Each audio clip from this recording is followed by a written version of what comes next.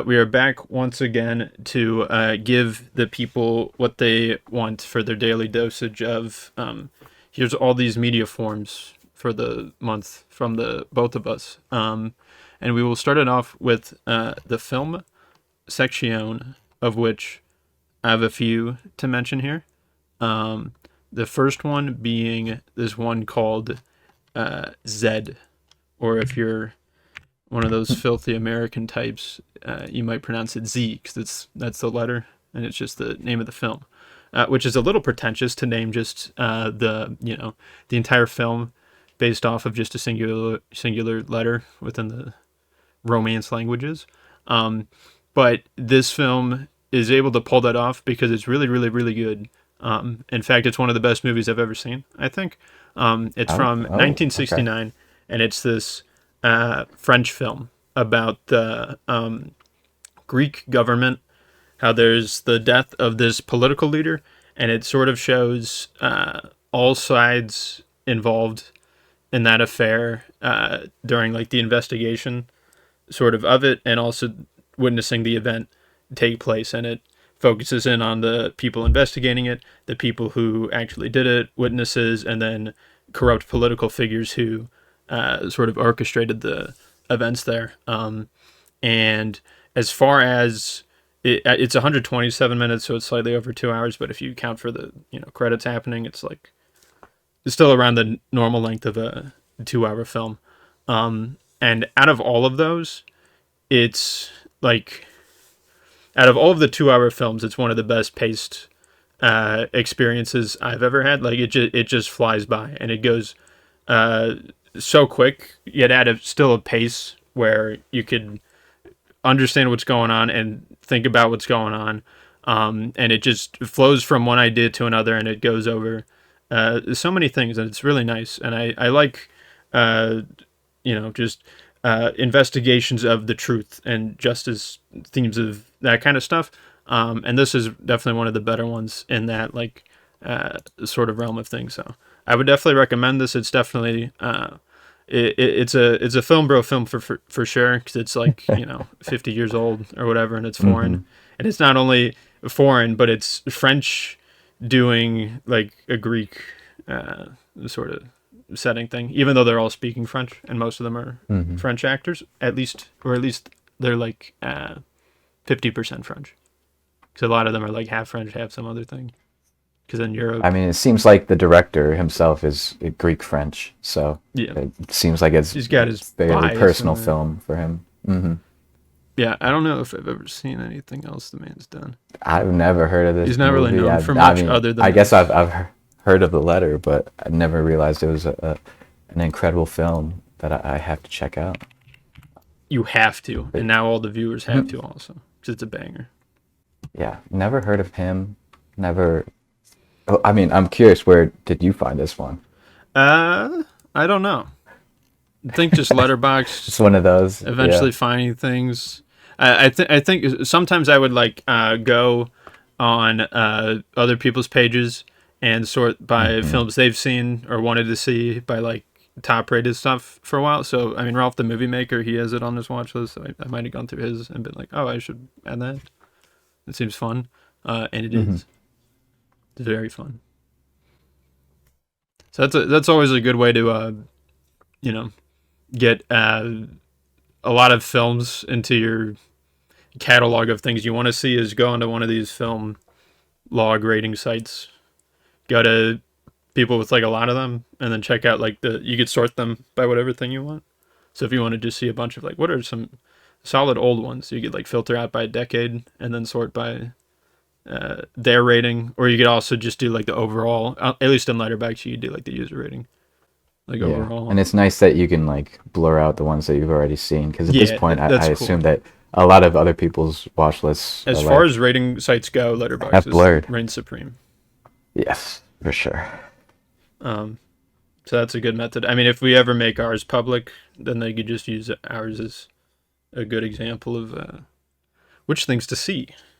And how to rate them, and exactly. how they should value the movies they're watching. All right, that's my thing. Did you have any films at all? Or? I have one to talk about, and one that I Mm, just caught last night. Um, damn. movie that's hitting theaters now, or just leaving, I guess. Is the newest Chainsaw Man. Oh Uh, shit.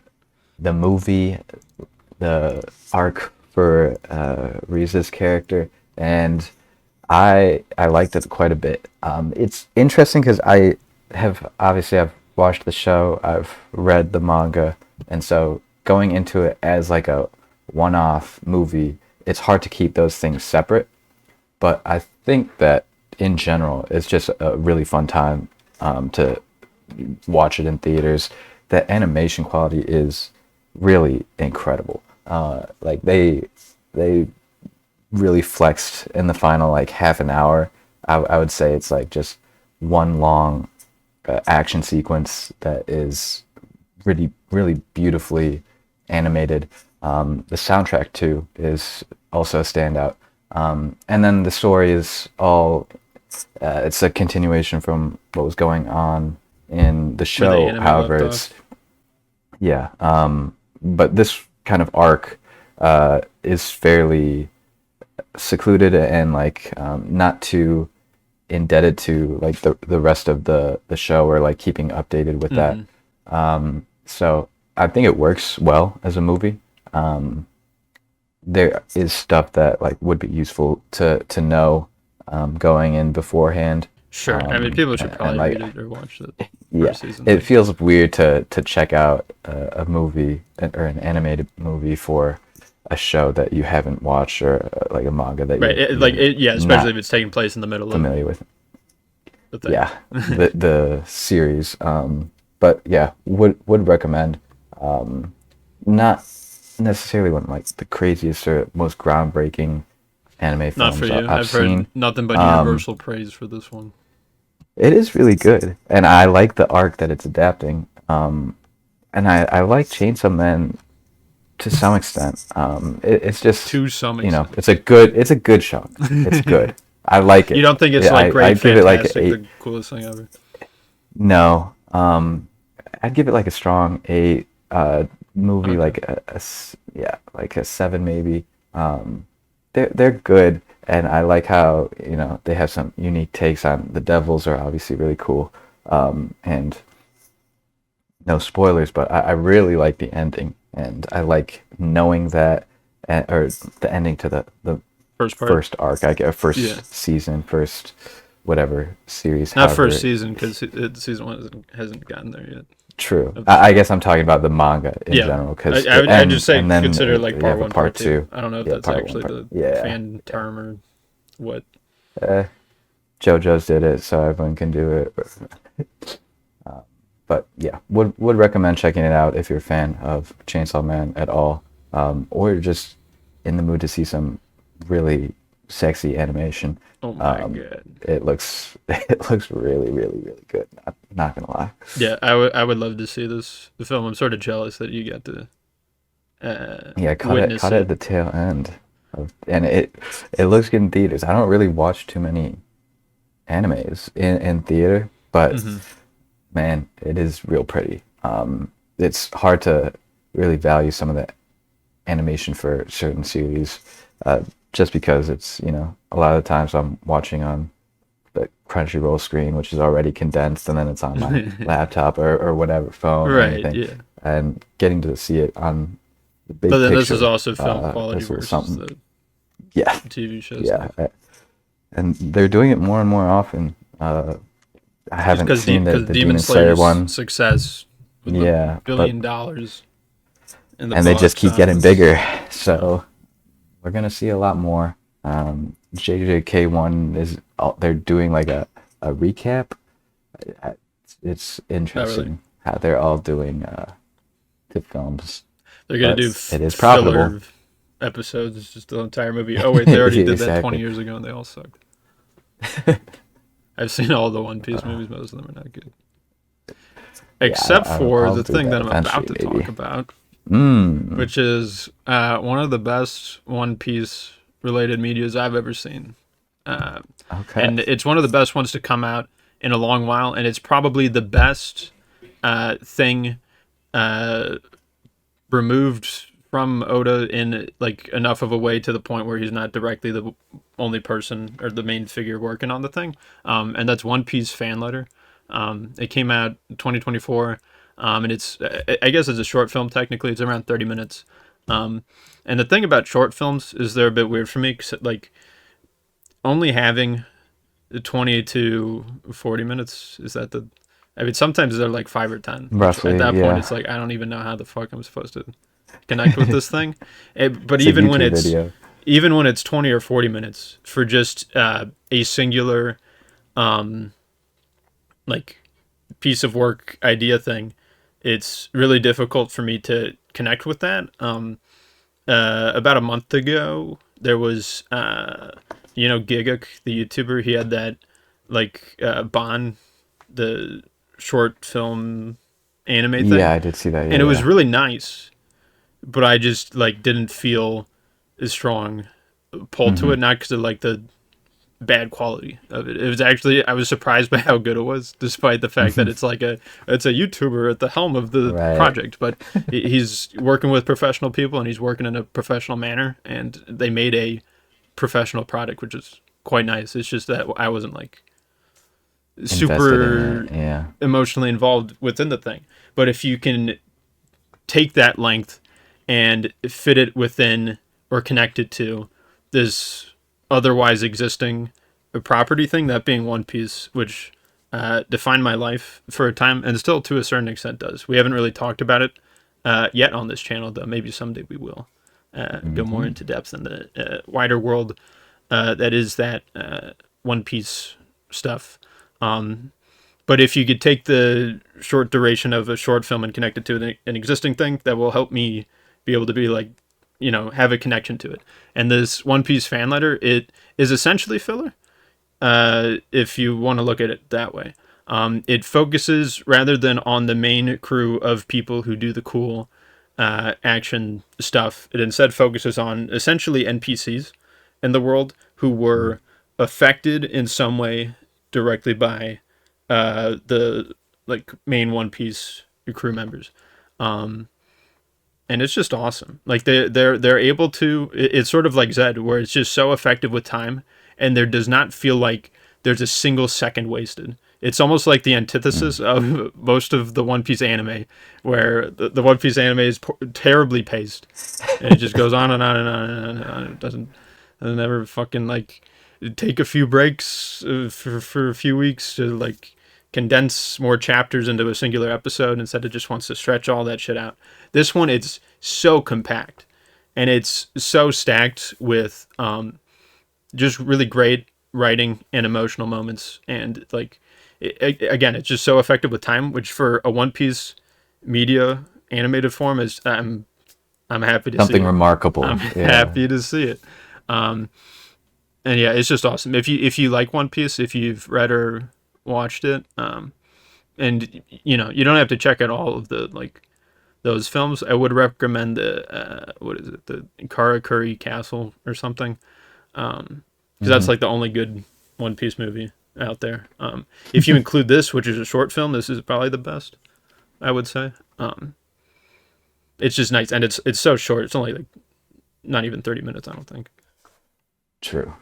So witness it. It Sounds very cool. I don't do too many short films either.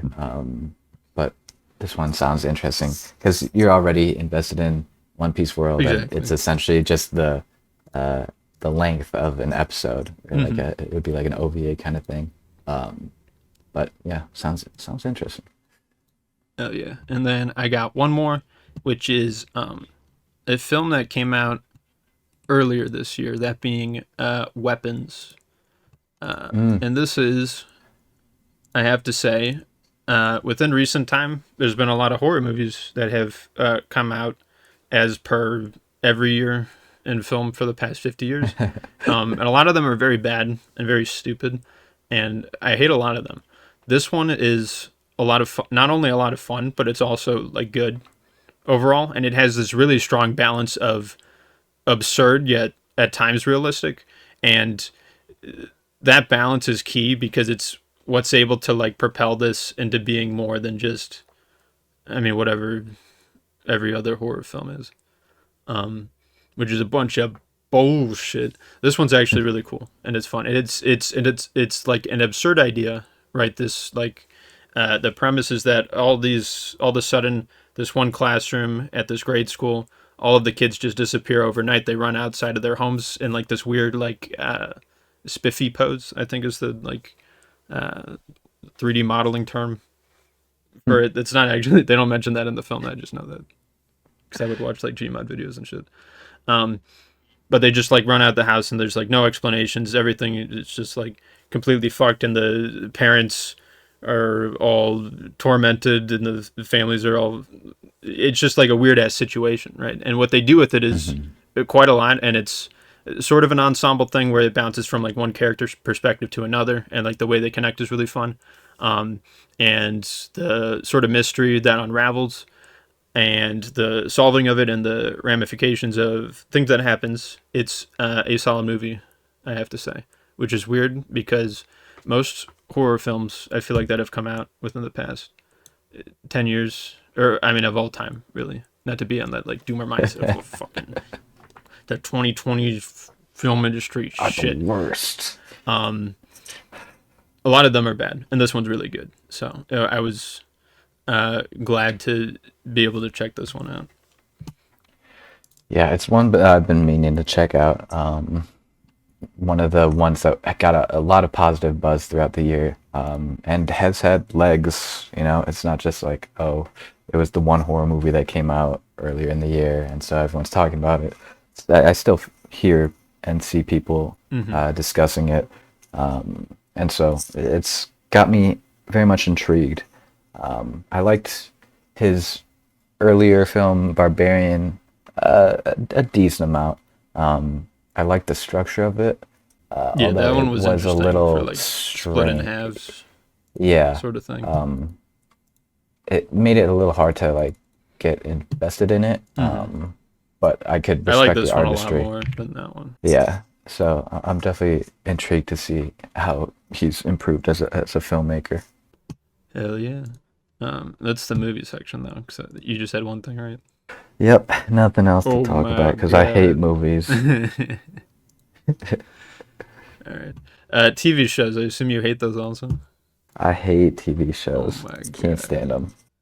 All right. I have 3 items because when I last talked about anime, I did so by talking about some of the sequel seasons to shows I had already checked out, which there were a decent amount of them. There were like 5 of them or something. But there were still some shows from the summer season of 2025 that I wanted to check out and did not have the chance to until the most recent month, which I did so within the most recent month. One of them is this one called City the Animation. And you would think with a basic ass title like that, it would be the most boring, stupid thing ever. This comes from the same creator as Nichijou, which also had an anime adaptation. And that show's a lot of fun. It's like a slice of life comedy. And this is also that. And it takes the weird, wacky absurdities that Nichijou would have and sort of, I feel like multiplies it by 10, though, while also not necessarily being better than Nichijou. I almost like that show more. Though this one is also still very good, and it looks absolutely stunning. It's honestly one of the best, like, I feel like shows that has aired in the previous year or two, because it's a simple art style, but because of that they're able to put the focus onto like way more things in the background, and everything is very colorful, and they do these fun animation techniques, which Nichijou would also do. That the idea of like sakuga, is that the term when it's like Yeah, I've they're heard putting that. all the anime budget in this one shot that looks really Yeah. cool. So there's some of that in this show too, and it's comparably funny to Nichijou. I want to say I found that show a little bit more funny, but this one is still quite funny, I have to say, and that's mostly all you need because it's a comedy and it's funny and it looks really nice to go alongside it. So if you like Nichijou, you will like this. I would probably say check out Nichijou first if I had to like tell people what to recommend because the influence that had over the overall anime Comedy manga landscape sphere, is greater yeah. because it's Hmm. existed for way longer. But this one was also really cool. So I mean, if you check this one out first, that's not a detriment to your frickin' anime list of life. So it's a good one to check out. Yeah, I'm shocked I haven't checked out Nichijou yet because it is Oh so my god! You don't like impactful Moe? and influential. And it's not even that it's moe. Like it's just a comedy thing. I've checked out. I can't remember one of the author's other series, They have another but series. never Nichijou, honestly. But yeah, this one sounds interesting, and it just came out this season.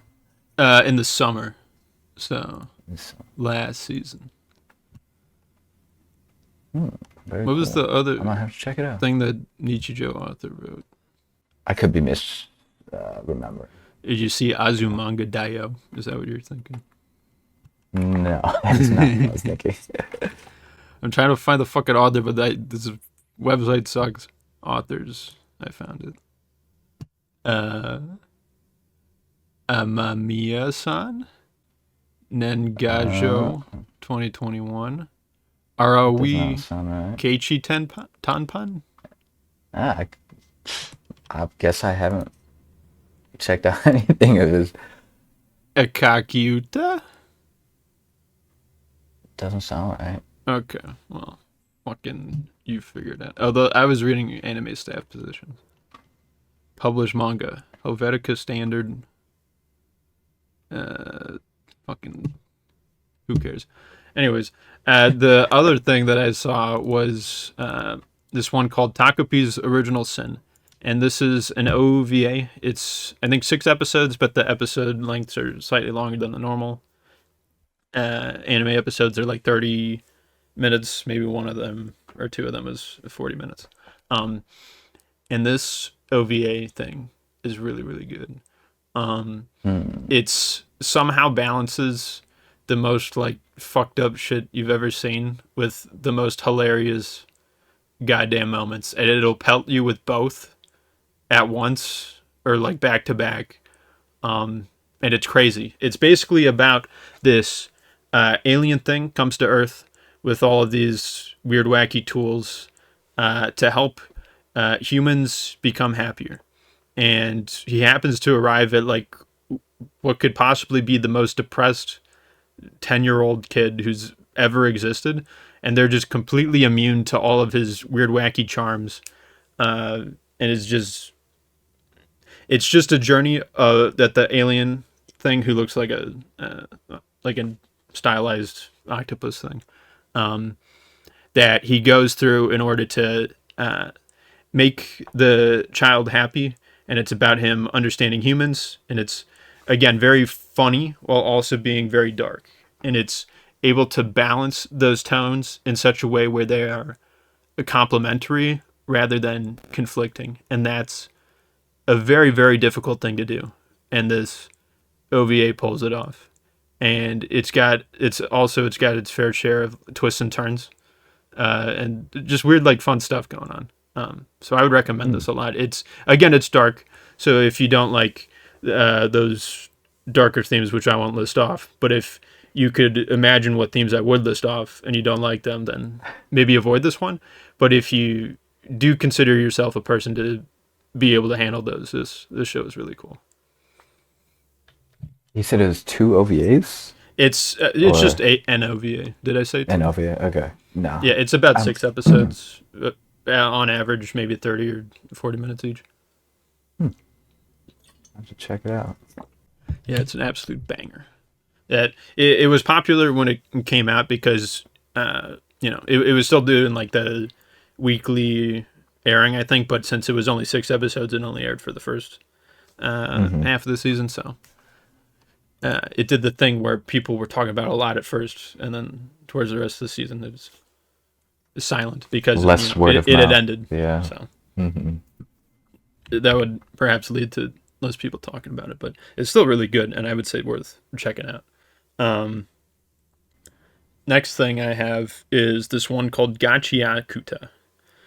Oh yeah. And this is another shonen action adventure kind of thing. And I've seen a good handful of these now, maybe a dozen or a couple dozen by now. Hmm. And the first episode happens, and it's just hitting all those beats. It's like, okay, here's the edgy, sort of young protagonist. Here's the girl he likes. Here's the people who bully him. Here's the father figure, Who's gonna the die? mentor figure person. Yep. Here's the, like it's hitting all those steps, and I'm like, Hmm. I don't know, man. But then, the show Hmm. starts to win me over the course of things. It takes, Okay. I would say, a few episodes for me. Some people, I think, if this is your first anime ever, you might be drawn to it in the first episode. But if you've seen at least like 2 or 3 other shonens, it's going to take you a little bit.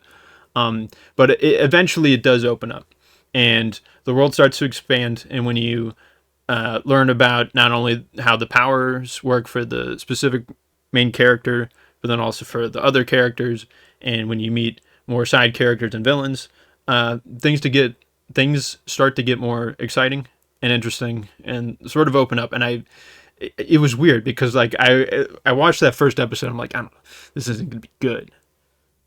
There's no way. But then I let myself remain open to the possibility of that being different, because I want to experience Mm-hmm. good things. I mean, I want to experience both good and bad things, but I want to uh, not prevent myself from being biased towards a certain thing. And it would go both ways also, right? Like One Piece fan letter. I love One Piece. If it sucked, that would not let me prevent myself from disliking it. And the proof of that is True. all the One Piece films that I don't like. Every other movie. Yeah. Yeah, which is most of them. Some of them are decent, but most of them, yeah, no. And it goes that way, and it also goes the way of, oh, I've already seen a bunch of these shonen things, that I already have a bunch of them that I already like. I don't really need any more to enjoy. I already have that solid bucket of shonen Hmm. things. So yeah, I mean, I don't know. It's good. It's nice if you, regardless of however many shonen action things you've seen, I would recommend this one. I like it more than Black Clover. I like it on par with Don to Don, maybe. Even though Don to Don, I feel like is way more popular. But Interesting. it's a solid Yeah. series so far, and it's still airing. I'm not all caught up with it. It was airing for at least 2 seasons in a row, and so I'm not all the way caught up with it. I'm probably like 5 or like 3 episodes behind. Hmm. So it's still going on, and I'm still enjoying it so far, and it has not ruined my. Hopefully, we won't get a Noshinoko type situation where I come back next month and I'm like, I was Like, one episode away damn. from everything fucking up. You know what I It was mean? about to. It could have been a good show, but then they went and threw incest in there. It's like, But he had to oh reincarnate no, not himself as a again. doctor and fucking. Anyways, you can't wait for Yeah, Oshinoko season 3. That's gonna bang. It's gonna bang. I can't wait for you to, yeah, your wonderful glowing review that's gonna come when it turns everything around. I'm waiting for it. Hey, that show could do something to redeem the things they did, right? You're I don't rooting for know. him. Probably Yeah, not. you're rooting for him. I think it's a downhill slope on that one. But everyone will still love it. It'll get 9 out of 10 on my anime list. Because who doesn't love idols, Because who doesn't like right? PDF files, man? Yeah. Oh Also my that. god. Yeah, that's the most popular character archetype on the website. Thank you, anime fans. Anyways, all of those shows I saw were quite good. If I had to rank them, I like Takopi's Original Sin the most. And then probably Gachiakuta and then City of the Animation. They're all very good, though, and Okay. worth checking out. Yeah, with Gachiakuta, I watched the first couple episodes Oh, really? with one of our friends and viewers. Shout out Seth. He's a big fan of this. Oh, yeah. I think he And had told me about it yeah, also. the first episode definitely hit all those beats, and I was very unimpressed with it. Um, but I can understand it getting better after that when like it feels like it's just a setup Hmm. um, Yeah, it for an was by like the episode. midpoint of the summer season, so like around episode 7 or 8, Okay, where I was like, okay, this yeah. is a show that's doing things uniquely. All right, all right. I might have to revisit it then, just because I can see Hell that yeah. happening as like a impact of just cir- it's a product of circumstances of how Yeah, mangas are created and it's a how you have very to get it serialized.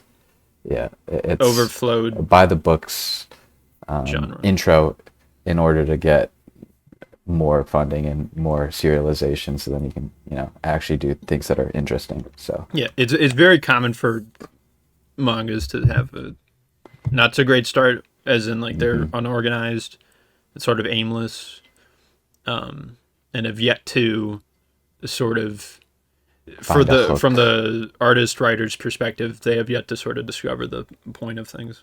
Yet Yeah. it's super common, and even like the best mangas of all time are victim to that. hmm Like look no further Yeah. than Slam Dunk. Like what the fuck was happening in the first 10 chapters of that? Very true. Even the man, the myth, didn't know. He had no idea, and he ended up creating one of the best mangas ever. hmm So You never really know what you're gonna get, and it's exactly, good to remind yourself of that because you gotta humble you're yourself. You you're can't just be always like a watch few one episodes episode and then be away. like, I'm done. It fucking sucks. It may Yeah, not though. but it is tough to have to ask that of like your audience. Oh, Just be like, definitely. no, hey, trust, and it gets Yeah, better yeah. after 100 hours. Especially Just when there's trust. so It's many like, other oh things my out there God, to, not just other like animes to watch, yeah, but just like so much shit to do in life. You know, yep, yeah. like And it's it's like, just am I hard gonna to watch expect another people episode to of sit the down and next be like, shonen? okay, I'm waiting for the thing that happened that is cool that I like, and I'm 2 hours in and it's not the thing that I like yet. Yeah, It's an awkward sort of position, but there are often payoffs. yeah. The 99% of diamond miners stop That's mining right why you gotta play fucking gacha fucking games exactly. That's so before you true. pull some shitty Genshin Impact character, because that game sucks. When are you gonna play Wuthering Waves, Peter? I Yeah, still play that game, yeah. by the way. I haven't That's talked about it. It's just sort of the that's your same. one. It's Yeah, very I mean, fun though. I guess we could talk about video games now. Although I haven't been going into any gacha games. I've heard there's a good There's one this that one came called out. Wuthering Waves. I've heard there's one that is Chaos Nightmare Do it something Night Abyss. sounds. Uh, I don't think so. It's a new Oh, one. Chaos Nightmare. What? Yeah, it's supposedly like a deck building one, deck Yeah, building I think gacha, I've heard of which that one. sounds interesting. But maybe I'll check it out. I got it recommended by my gacha fixer, my cousin. But maybe I'll play it. It was easy enough to bounce off of Uma Musume and Hmm. Persona 5, Yeah, like low the Phantom investment. Uma X. Musume, you get in, you get out. You win your horse race a couple of times. You're like, I'm Yeah, good. it's like Persona okay, 5, the that's Phantom just X. You're fine. like, I'm Actually, I hoping this don't is want to play good. this. Please Yeah, be good yeah. I was still. like, Oh, it's not oh, good. But if I keep going a little bit, maybe it'll be good. Oh, it's still not yeah. good. I'm out. It's like, It I'll just leave that one there for would be the so cool if that diehards. game was good, but it fucking sucks so much. Yeah, I'll Oh my just wait god. until they make another remake of two Persona or 6 one or Z. whatever's next. The The green one. the green based, yeah. Don't be green. Green RGB is not as baby. cool as orange, man. Make Persona 6 orange. It'd be way better. Nah, no, It'll that'd sell be way more. it'd Actually, be way green is too probably a more warm. popular color than orange. Definitely, the green Yeah, would sell more copies than orange if it was just colors I mean, if determining we're game sales. I guess we're not counting one and two, right? Because two was red before five was One red, and two. and one was purple. They were loosely color coded, Wait, one and not two. to the What? they Persona. Huh? Are we not talking about the color? I'm just what, fucking what are with we you. talking It's about? like nobody talks about Persona 1 and 2. But yeah, Oh Persona 1 gosh. was One of It's them like was purple, purplish, kind of. Yeah. and then Although it's two was really more maroon. so the art style that is kind of solidified the color scheme with the collaboration with the artists that kind of came around 3 into 4 or 5. But 2 was definitely red. It's like maroon, but I would categorize it both of them as red. Okay, because I think the technically the colors they go by in like promotional material is one is purple or like an indigo, and then Mm-hmm. two is maroon, red. So Just yeah, like a because darker they red. just need like a different red from like the red Right. that is Yeah. Persona 5. So Royale red. yeah. Hmm. Anyways, we played games. I have 4 items. I just have 2, but one is a bit of a larger one to talk about. So feel free to start us off. Okay. So some of these things that I touched, I would say 3 out of the 4 are some of uh, the games of all time in their respective Mm-hmm. genres. It wasn't a theming exactly I was going for. It just sort of happened to take place because I now have a good computer to play games on. I've over the years have bought a bunch of games on Steam that I haven't played, so I'm finally in a situation where I could sort of start going through those. Um, and the first one that I ended up checking out, if you could believe it, is a JRPG in the No shit, Final really. Fantasy series. That being the 10th mainline entry, Final Fantasy X, specifically the remaster put together with the remaster of 10-2, which is its sequel, which I have not played yet. I've only played 10. And recently, I feel like in the past 2 or so years only, people have been considering this one to be one of the best RPGs or like turn-based RPGs or JRPGs of all time. Um, Hmm. and the reason that may have only started happening recently is because the people who grew up with it are now the people making those lists, Hmm. sort of. Hmm. Uh, Not to say that A this is a product bad of game at all. nostalgia. I actually Hmm. really, really like this one. Um, I have some experience with the Final Fantasy series in the form of the 7 original and the 7 remakes, and I've played 14, 15, 16. I think that's it. And this 10th one here, it's very nice. It's their it's their first like fully 3D in the sense that actual objects, there's actually like 3D objects and shit in the world, and it's not just a bunch of pre-rendered backgrounds. Though there are some of those in this one, and it's noticeable, but I actually sort of like it a lot. I am a big fan of pre-rendered backgrounds because I think they look nice and they have like a certain charm to them. Um, and this is one of those games that like graphically, this will happen in the modern day too, but not to the same extent. Where like all of the main characters have much more detailed character models, and then like some of the more background NPCs will just have like a flat texture on their face just for stuff. And it's the stuff like that to me is funny. It does not carry down the game at all, nor is it a complaint that I have. I just find it to be interesting. But anyways, yeah, this is a turn-based RPG from Japan, and it's a very good one at that. The sort of main thing I think that it has to separate it out from other entries in the Final Fantasy series is this thing called the Sphere Grid, which for some reason this game has an obsession with spheres. Like you get spheres from defeating enemies. There's a entire side game mode called fucking Sphere Ball. I forget what it's called.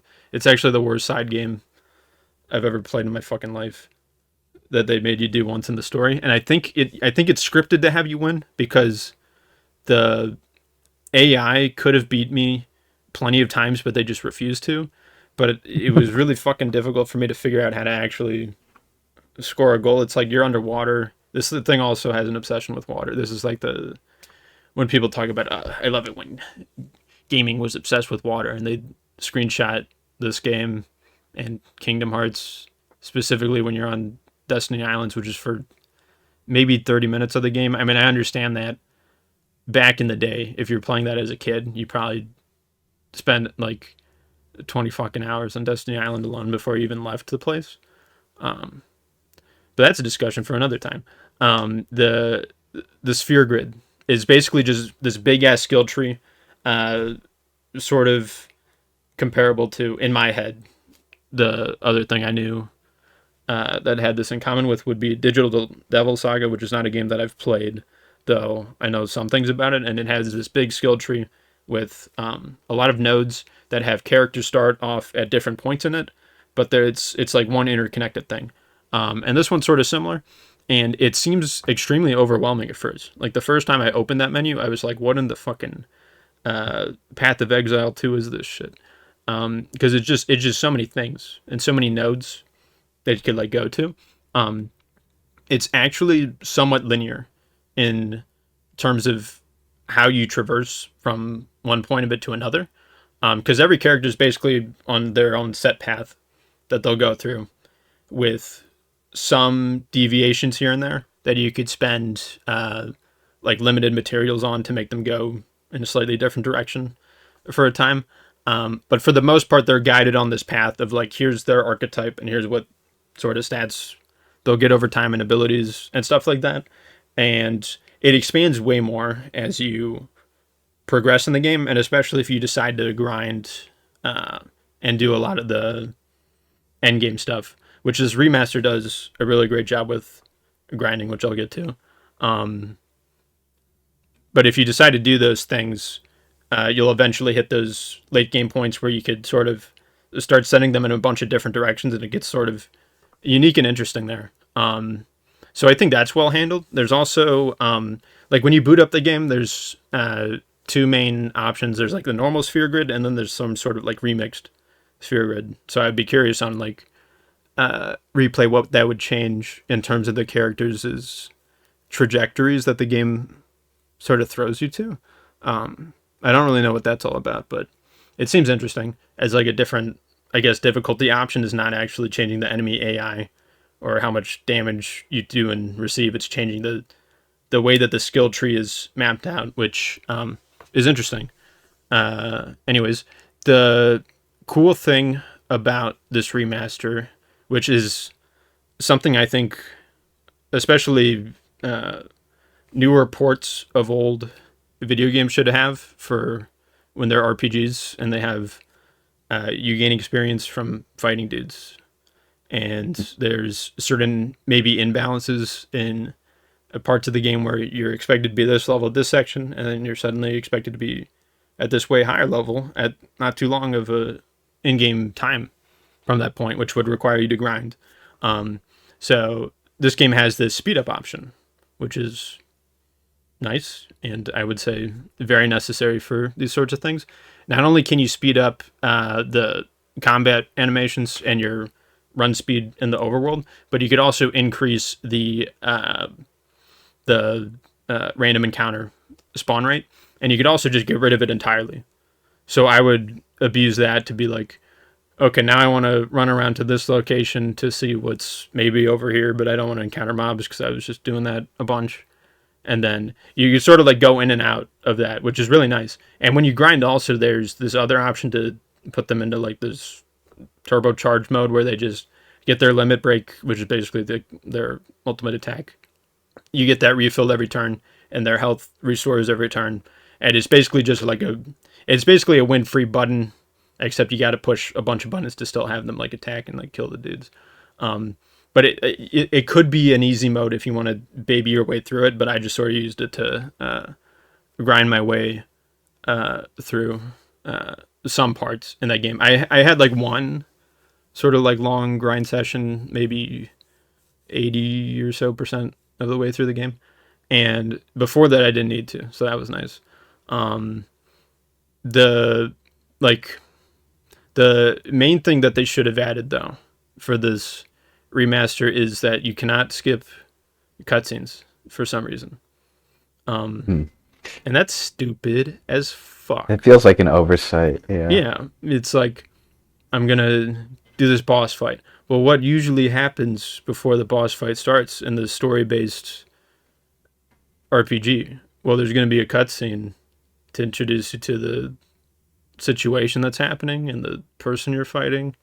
And sometimes that shit could be like 10 minutes long. And you just die. And you have to sit through all that shit again. It's like, no, that's just toxic. It's just like, what the fuck? Why? If you are that insecure about, oh no, I worked really hard on the story for this video game and I want people to pay attention. I don't want you can't skip it. Don't skip it. We won't let them skip it. If you're like that insecure about your own fucking story, it's just a fucking Boolean, right? Oh, have they seen this before? Yeah. Let them skip it. Or, just how about put a checkpoint after? Oh, either way. Spicy idea. Retry from battle start or continue from last save. Or continue from the battle start, but also lets you open the menu first to change around shit. But we haven't gotten that until very recently. I think Metaphor did that. Or no, I said it would be nice if they let you do that. Yeah. That would be nice if games did that. I don't think there are. There has to be at least one that I've played. Because otherwise, how else does it exist in my head? I guess because I'm complaining. I'm like just sitting there. I'm like, I wish I could do all this quality of life shit. Was in my face. You could do it in like a ROM hack. I feel like ROM hack. You could probably. Cheats and modifications are very nice for quality of life stuff like that. Yeah. Which you would think, but again, like a remaster of whatever. This was on PlayStation 2, I think. So it would be nice if like a newer version of that had. I mean, it's just such a basic thing. Let me skip the cutscenes, especially if I've already sat down and watched them. I'm not. There's nothing to be gained by losing the fight and then sitting through all of that again. There's nothing. There's nothing. I mean, like, what would the like message to the player be? Like, it would be a punishment, right?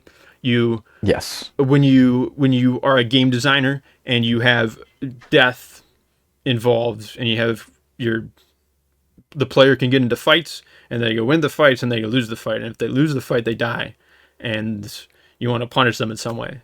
I've had fucking 10 minutes of this goddamn cutscenes again. Now that's a punishment right there. Boy. No skips. So that's stupid. There was also, it was a bit weird because some of these games, it's like the PC ports of them are like not optimized necessarily, or something doesn't translate over, because for some reason during some of the cutscenes it would like just green screen, like the characters would just be like it would be sometimes it was like the super fucking dramatic moment of like the characters and they would be like fully modeled and they would exist, but the background would just not be there, like the entire ground and the walls behind them would just be green, and I'm like, well, that's weird. Yeah. I tried looking it up and tried like changing the settings a bit. Apparently, like the longer you have the game open for, the more likely the green screen could happen. It's just a memory leak. Yeah, I don't know. It's something. It's not very well I tried to limit it, but it would still happen optimized. sometimes. It was kind of funny. Yeah. But it just meant I would go to YouTube and like look up Final Fantasy X all cutscenes and just like skip to the part that I saw, so that I sort of knew what was happening. Not that I missed too much. What the intended things. Yeah.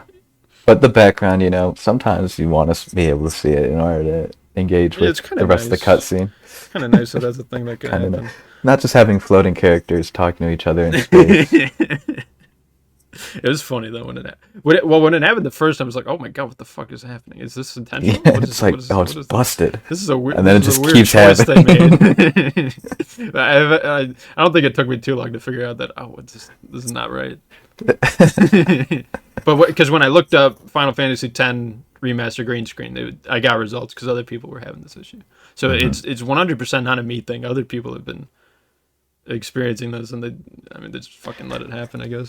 Just a problem with the port. Yeah, I think on the initial release of it, this was not a thing. I think it's only for the PC remaster. The remaster, yeah. I had to guess. Sucks. But when we were talking about Clair Obscur Expedition 33, we were talking about how sort of the party members in that could sort of just do whatever the fuck you want them to. And you could really go with any party setup and win any fight in that game. This game is definitely tailored towards the sort of opposite side of the pole in that every character fills a niche. So if you have an enemy who has tough armor, then you bring the armor piercing dude in. If you have a enemy that's weak to magic, then you bring the magic person in. If you have a enemy with high avoidance, then you put the person with the high agility in, and stuff like that. It's very much that the entire run of the game, and it creates this sort of interesting like safety when it comes to encountering most mobs, because I'm like, oh, that's an enemy model that's a different color from what I recognize, but it has the same model as this other enemy, which I took down in this way. So I'm going to require this character to sort of deal with them again.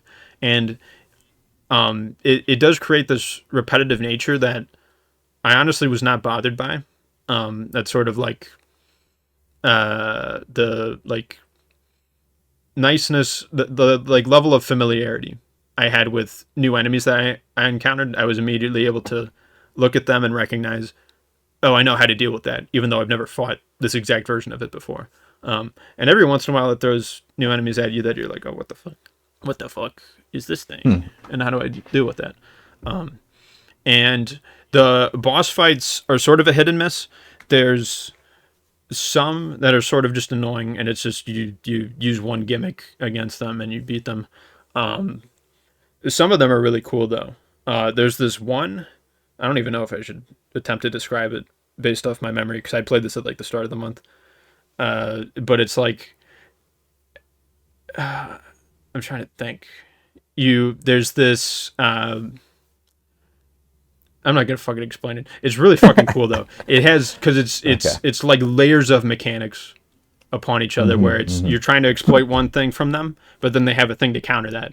But then you do a thing to counter that counter, and then you could also do this other thing which you have to counter. It's really cool, and it's considered the toughest boss fight in this game. So if people have played it before, they probably hopefully know what I'm talking about.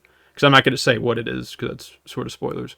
But it's a really cool fight, and it took me a couple tries, and that's the point where I had to grind, because I was definitely like, it will heal itself through various methods potentially. So it was just like the amount of damage I was doing was like the same at like because it had 3 phases. So like I got to the 3rd phase, but the amount it was healing for was like the same that I was dealing damage to, sort of. So I was just like, it was one of those annoying like elongated things that I'm just sitting there like, I could win, I know it. I don't want to reset. I'm already all the way fucking on the 3rd phase. I could just keep going. It's like, but damn. But I just ran out of empty items and shit, so it's like, it's literally one of those. So, but it is a really cool fight though. I think it got in my head, and the like relationship between the player and enemy, and that is quite strong. Oh yeah, and the story is really good also. It's you got a unique world with a unique setting and twists of events, and like sort of time travel, and just cool stuff. And like the central romance of it is actually very nice. And it's got one of the coolest like mentor characters I've seen in a long while. He's just so awesome. This dude Aron, he's so awesome. I love a cool mentor. Dude, figure. he's like They're some one of my of the favorite best archetypes of this archetype. Honestly, he's one of the best that I've seen. Up there with like Marco and Silvers from One Piece. I feel like those are 2 of my favorites, just because they're like the sick ass veterans that kind of. Oh my god, yeah, he's a badass veteran who like fought alongside the protagonist's father, and it's really cool because you see him in like the present time in like this badass state. But then you also get like these, again, you pick up orbs because the game's fucking obsessed with them. But you pick up like these memory orb things left behind from the dude who Oron, the mentor guy, used to travel with.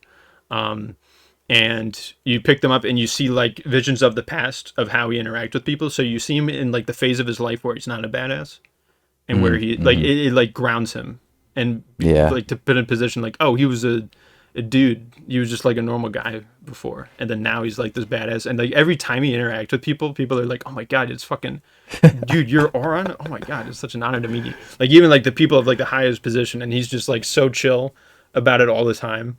He's just such a badass. He's so sick. Legendary character. Yeah, he's awesome. It sounds awesome. I think that's most of it. There's also this thing on the remaster collection called Eternal Calm, which is just a 15-minute cutscene to bridge the Final Fantasy 10 to 10-2 stories. So it was a thing. It was okay. I haven't played 10-2 yet, so I mean, I feel like that should have just been the introductory cutscene to that game. Rather than it's like you boot up the menu thing for it, and one of 4 options is Eternal Calm. So I don't know why. It's just there. It's just there. It takes up its own spot. It's 1/4 of the Final Fantasy 10-2 experience. Cannot miss it. Yeah, but between 10 and 10-2, people vastly prefer 10. I will check out the sequel at some point. I mean, I own it after all. And I would like to do it somewhat soon while the story is still somewhat fresh in my mind, because I think it is a very good story for a video game. And the gameplay was real fun. I didn't do every single optional thing that existed within it. But I think it is quite nice, and it's a really solid RPG overall. If I had to rank it amongst other Final Fantasy games, I do prefer the 7 original and the remakes. I do prefer this one to 15, and I guess 16 also. So it's sort of in the middle of the ones that I've played, but as a video game, it's very, very good. So if you like RPGs and if you're okay with some old video game stuff, again, like the remake lets you do the turbo mode, go super fast for grinding and stuff, and also just get rid of the enemy encounters altogether if you want. This is a really good one in that entry of things, and I can understand why people would put it at the tippy top. I think to call it the number 1 is maybe reaching a little bit, but I could see it. Like, I get it. I would just need to know maybe more as to the reason why people would say those things, rather than just seeing the random IGN list that came out in the past year or something that had it at the top. Something beyond that, where it's a couple of YouTube videos being like, here's why it's the greatest thing ever, and I'm like, oh, okay, I see it. I get the vision now. They have a point. Okay. Yeah. I see it. But it was cool, and I was glad to check it out at long last, because I've had that shit on my Steam for fucking 4 years or something, or maybe more. Just gathering dust. Yeah. That's how it goes. Old game. I play new game. The game that I played and that I want to talk about first is another little indie gem that came out this year. A little one called Blueprints, which is puzzle-based roguelike, which is a really interesting blend of gaming genres. I like both types of games, but I was very curious to see how it could meld, and I had heard good things about it. It's been getting a lot of buzz and positive reviewing in general. And I finally checked it out, and I'm happy to report that it is a really fun game, and really interesting game. Like, how they were able to design this in such a way where it's satisfying. It always feels like you're uncovering something new. There are so many layers to the puzzles in this game. It's actually insane. I can't imagine playing this game without the internet. Look shit up. It feels like this game is meant to be kind of experienced without the use of aids and stuff like that.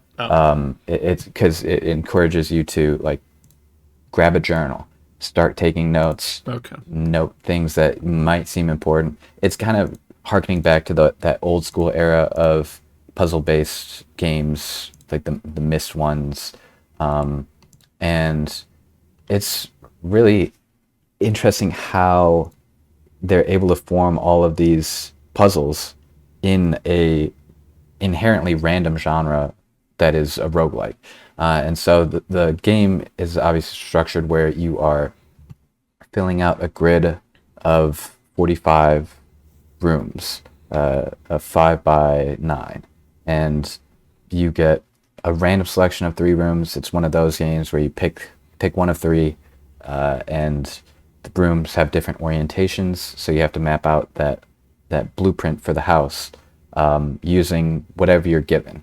And so that sense of randomness with which rooms you're offered and which rooms you can actually take in order to not just build your way into a dead end into a corner, or like lock yourself out of the rest of the rooms of your house, is really interesting, because the puzzles that are all operating are multi-leveled. There are some that are, relegated to a specific room that have recurring puzzles that you can solve for resources, and then those resources you'll use to buy more expensive and more niche rooms later on in your run, and later on in the room archetypes.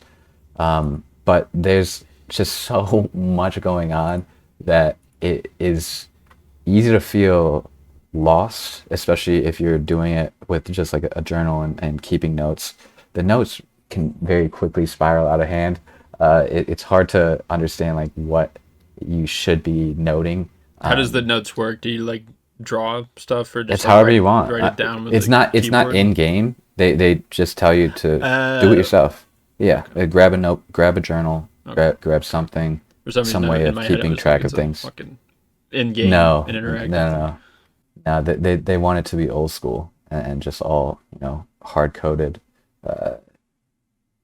physical props. But the thing about this game is the world is actually really cool, and so you're uncovering things, all the puzzles that are interacting with getting further into the house, and the overall plot that your great uncle passed away and is giving you his house, or the manor on this plot of land, and there's like elements of the plot and the lore that are kind of hinted at, such as establishing a noble class and a sort of a classist society, and it seems to be a unique world that is, somewhat similar to ours, but definitely a more unique history. And the way that you uncover this is all through, like I said, various puzzles, notes that are left in certain rooms. And it is one of the more interesting aspects of the game, honestly, is just like the world building and the lore behind it. The way that you can craft it yourself it's tough to really put a finger on how satisfying it is, when you eventually get like the aha moments where you connect a name that you found in a note in a trash bin in this one room, and then on this terminal in another room that you just unlocked, you get to figure out, oh, what was that name's role in the history that you're trying to piece together in your mind. So really cool stuff there. The problems that I have with the game come in the latter half and the later stage puzzles, because the earlier puzzles obviously are more designed so that they're accessible through multiple avenues of, ways of interacting with it, either through room selections where there are more redundancies in terms of clues, where you'll have multiple different clues for the same puzzle. However, once you get later on, the puzzles get much, much more niche and esoteric and complicated, and so certain puzzles will only be solvable when you get like certain room types or certain combination of certain things. And eventually, as you start solving more and more puzzles, you find yourself focusing on the more complicated and harder and longer lasting puzzles, just by the nature of the game. And so when you're doing that, the game gives you certain ways to deal with the RNG, and like there are ways to re-roll the rooms you're given. There are certain permanent buffs that you can unlock through your different plays, or your playthroughs of the game and your different runs, which will allow you to get certain benefits that often help with re-rolls and trying to deal with the RNG, but it's just not enough.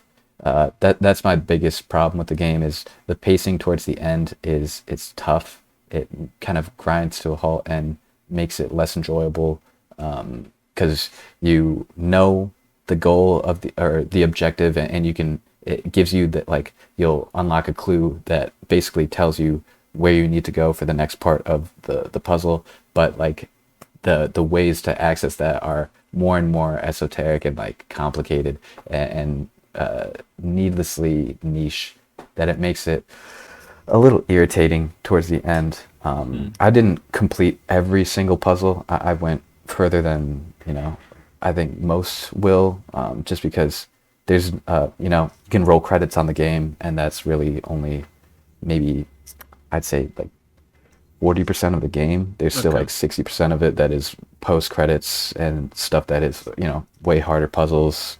So that's kind of fun. And like you won't really have a grasp on the story either at credits. But if you're dedicated, you can figure things out. I looked into, there were, I think there were like 3 puzzles left in my playthrough that I didn't find the drive to actually do it myself. I You like knew, found them, you like spend your time with them, you're like, fuck this. yeah, it's like in order to get those solved, and you need to get it all in one run, essentially, in order to get the final true ending, I guess. It just became more of a hassle than I thought it was worth. Still a really fun game, and the initial experience of playing through it and just the design of the game is really kind of ephemeral and unique. I would recommend it to anyone who's interested in puzzles or roguelites, because it's really a pretty special game. There's not many that I've ever seen try and combine that's these a two disparate concepts so like successfully. genre, two of those. Yeah. So I was wondering how that worked.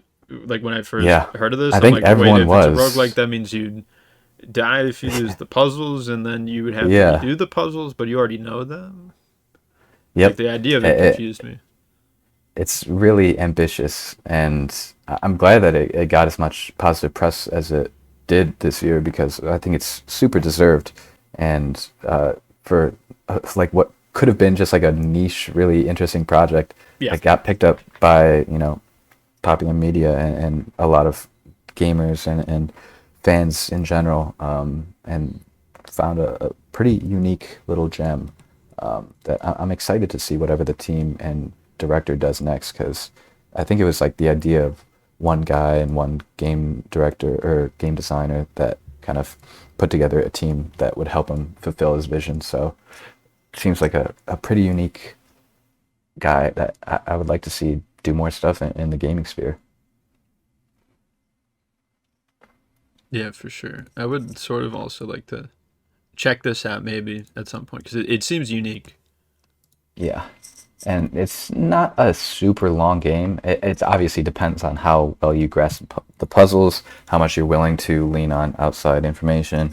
Like, I was very much fine with Googling if I got stuck on Sure. certain things where it's like, I know I'm missing one thing. I could kind of keep playing this for like however long, honestly. It's a roguelike, so it's meant to be replayable like that. But if I'm just need a nudge here or there, I'm more than willing to take that, which will, you know, greatly shorten the amount of time you have to play this game, or how long your playthrough is going to take. Hell yeah, it's one to check out, and it's another one that came out this year. That's an indie game, right? Yeah, So it's another indie another game. one of those. That's Another one of those. proving that There's the been a indies lot. are reigning supreme this year. Yeah. But anyways, I have more things to talk about that are definitely not at all from this year because to be a game of all time, you can't just be one that recently released. You got to be someone that came out like more than 20 years ago. I think in the 1990s or maybe even the 80s or something really old like that. And just like, the games from these generations tend to be quite bad, but every once in a while there was something to sort of rise above it and stand the test of time, which I think some of the ones that I checked out within this collection can be attributed those words. And I checked out this series called Mega Man, specifically with its entry called Mega Man Legacy Collection, which includes the first 6 Mega Man games. And my experience with this series was only for before playing this, was only for the mobile port of Mega Man 2 on iOS, playing that shit back in the day. Yep. I would play it on like the bus, I think, and sometimes at home. And it was just it's just like the worst way to play a video game, right? It was tough. It was a tough game. Yeah, you also had it on your phone, right? Oh, I remember playing it on that same on your device on the bus. Yeah. So it's like, the controls of that are fucked up because you're like the entire screen is the game, and then the joypad is like your fingers will block the screen out for you. So I mean, like you'll get good at the game because you have to, right, in order to beat it on that shit. And I got relatively proficient, I would say, at Mega Man 2 back in the day. And by the time I got back to this one, I was very familiar with it to the point where it was maybe the easiest for me. And it's sort of weird for me to rank them in terms of difficulty with this one in mind because it's the only one I've had prior experience with. So I want to say it was the easiest out of these 6, but I was also the most familiar with it, though before I replayed the second one on a better system with a better setup, I first played the first game, and the first game's kind of not good, honestly. The series is platform action things. I guess they're more of a platformer, and you fight dudes as you platform. And the structure of it is that there's 8 bosses, and you do a stage themed around that boss. And when you defeat them, you gain some sort of power ability thing from them. And you could use those power abilities against enemies in other levels and against other bosses. And the bosses tend to be weak to certain powers, so it's a matter of figuring out through experimentation, or what I did in this collection, which there's like an art gallery thing, and it has like some details on each of the enemies you encounter, and it specifically tells you the way to beat every enemy in the game, basically. So I would like preemptively go in that, check out their stuff. I didn't do this for the first game 'cause I don't think I knew about it, but then once I beat the first game, I'm like, oh, it tells me, so I'm just gonna do that next time, so I don't have to fuck around with, I tried this ability, oh, it's not doing that much damage. I tried this ability, it's not doing that much damage. Over and over again. Versus I go in this menu, it shows me, oh, it's weak to this symbol, and then I have to decipher what that symbol means, because it doesn't actually say that the word, oh, it's weak to crash bombs. It says it has the symbol of crash bombs, but you have to figure out like what that actually is. So it was this weird thing where I would make a list of, oh, here's a list of starting off with this boss, and they are effective against this boss, who I write below them, who is effective against this one. So I could go in that order, but it was a matter of like deciphering, almost in like how can I fucking explain this, because it's such a basic phrase, process of elimination, where I would set it up sometimes where it's like, okay, I know the trail of these 3 bosses, that it's this guy's effective against this, which is effective against this, which is effective against something that I don't know, because the symbol I could not decipher yet. So I had to like process of elimination. I think that's this thing. And sometimes I was wrong, and sometimes I was right because it was hard to figure that out sometimes. Anyways, I could have just looked it up, but I wanted to, I don't know.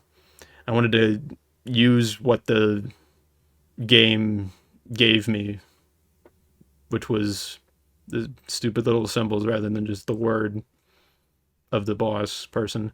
But each of them, they followed this sort of structure where you could encounter it in any order you want. Each of these 8 bosses, and then you get set to these things called the Dr. Wily stages, which is usually like 4 levels in a row of their own bosses and stuff. Which when you beat those, you don't get their abilities. It's only for the first 8 stages and stuff.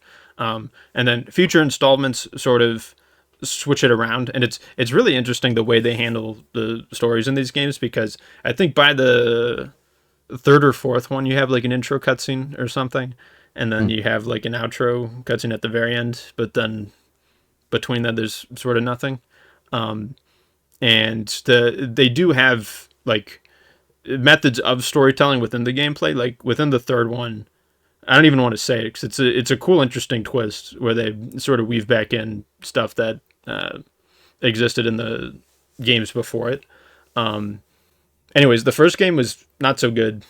It's kind of jank as fuck, and it's honestly just annoying. It expects you to know things that you wouldn't know without just dying, and like it's just kind of a bitch. It's one of those old video game things where it's like, I'm not popping in quarters. You're not taking my money. You're just wasting my damn time. You know, like that was the point of the arcade machines back in the day. It's True.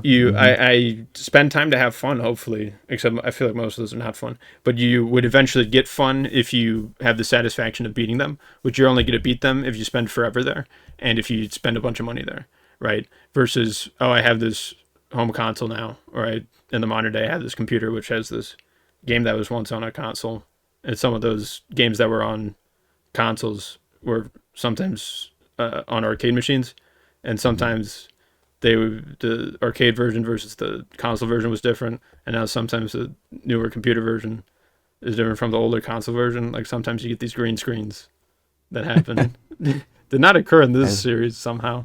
All the backgrounds loaded and looked great. Hey, a little less processing necessary for some of these earlier. Somehow Rayman people don't complain, because I saw something about at least one of these games. It was like apparently better to not run the version on this collection because it'll run slightly better somehow if you just emulate it. I mean, I don't know. You could do that, I guess, if you want. This collection goes on sale a lot for like maybe $7, which is pretty worth it. I'd say worth it for these 6 games, and each of them is about they range from like 1 to 2 hours, I'd say. Yeah. They also have this feature in this collection where you not only have save states, you just have 1 save state per game, which is kind of weird. I'm used to being able to have like a dozen of them or so. So that's weird. Not that you need too many, because you're not like fucking... The most drastic choices you make are like the orders in which you go through the levels and stuff. So it's like, other than that though, you don't really need multiple save states. And they also have this rewind feature, which I kind of abused the fuck out of at certain points, because it would just be like, I would use it to, oh, I'm going up against a certain enemy, I'm getting absolutely dicked, and then I eventually sort of figure out a way to defeat them, and then I would rewind in such a way to sort of mitigate damage. I would like sort of increase my time in a way, but I'm also preventing myself from likely later dying and then having to redo sections of it, if that makes sense. So I would like get my ass beat, try to figure out, okay, how do I take out this enemy or set of enemies in this row without taking as much damage as possible. So it sort of completely changed the way that I played these games. Because otherwise I would just die, and then I would respawn, and then I would die, and then respawn, and be replaying parts of the level through that. But instead I'm like, it's not at all what the devs intended, but I'm like sectioning off even more parts of the level, rather than just even more than just the checkpoints they have set up, where I would go through it and again get dicked, and then sort of reset to a certain point, and then be like, okay, how do I do that in such a way where I don't get dicked? anymore. So it's just sort of a different way to play it on the modern system, and you could ignore that feature. You don't have to use it at all. You just play it the way the devs intend, which is perfectly valid. But they also let you do it because they understand that in the modern day, people would come to it and be like, "This game is a bunch of bullshit," which some parts of some of them are. Again, one is definitely the worst in terms of just overall as a game, and then just like annoying also. The only other complaint I would have about them is that they blend together. I played them on consecutive days, so it took me 6 days to beat this collection, and they definitely blended together to the point where it's difficult for me right now, a few weeks later, to sort of separate them out in my head. Obviously, 2 sticks out a lot, because it was the only one I had played before in an earlier stage of my life.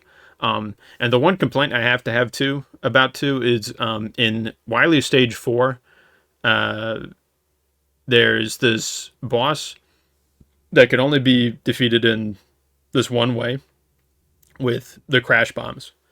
And not only that, he has to be defeated in a particular way with the crash bombs, where if you waste a single piece of ammo, you have to fucking redo the entire level.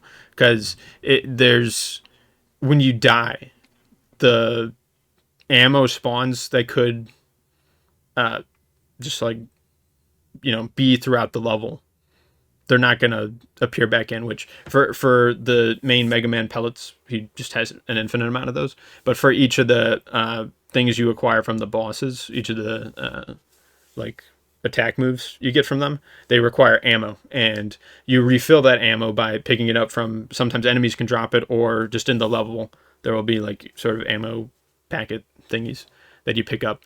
And when you die, those do not respawn.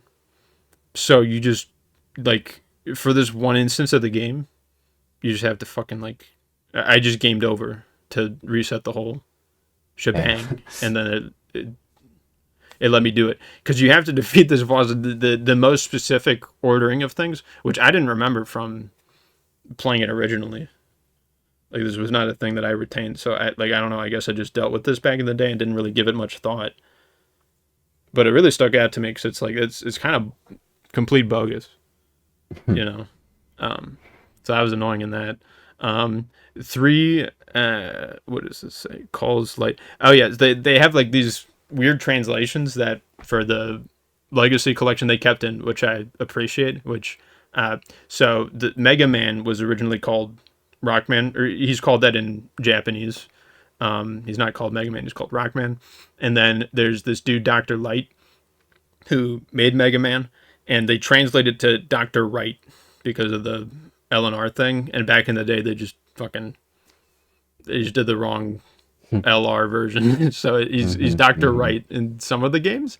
Or at least in 3 he is. But then in, I think one of the other ones, he's Dr. Light. And then they go back, and then he's Dr. Wright again. I think is what happens. And then sometimes, I think most of the time he's called Rockman for some reason in the English release. But then he might have been called Mega Man in one of them also. I don't remember. But that was weird.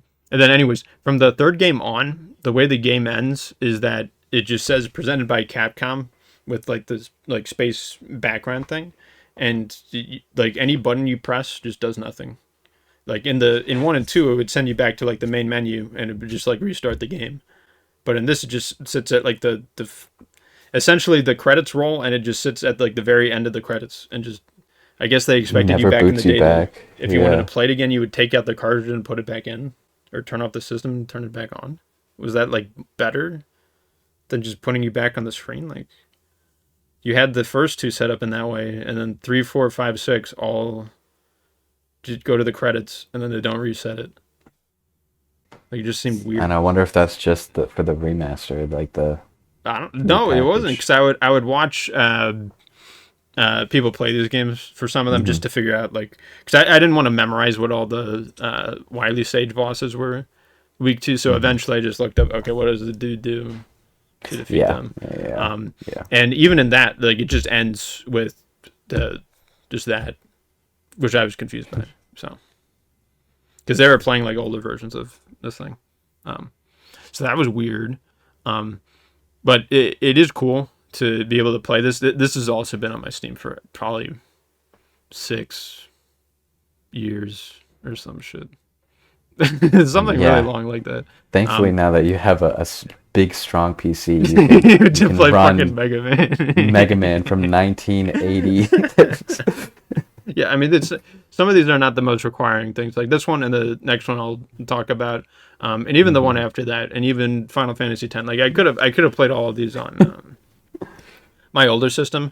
It's just easier too with the dual monitor setup to be able to like record and like do all this other shit. So I feel more incentivized to do those now versus back in the day. I could have my console game is essentially one screen, and then I have my laptop as the second monitor.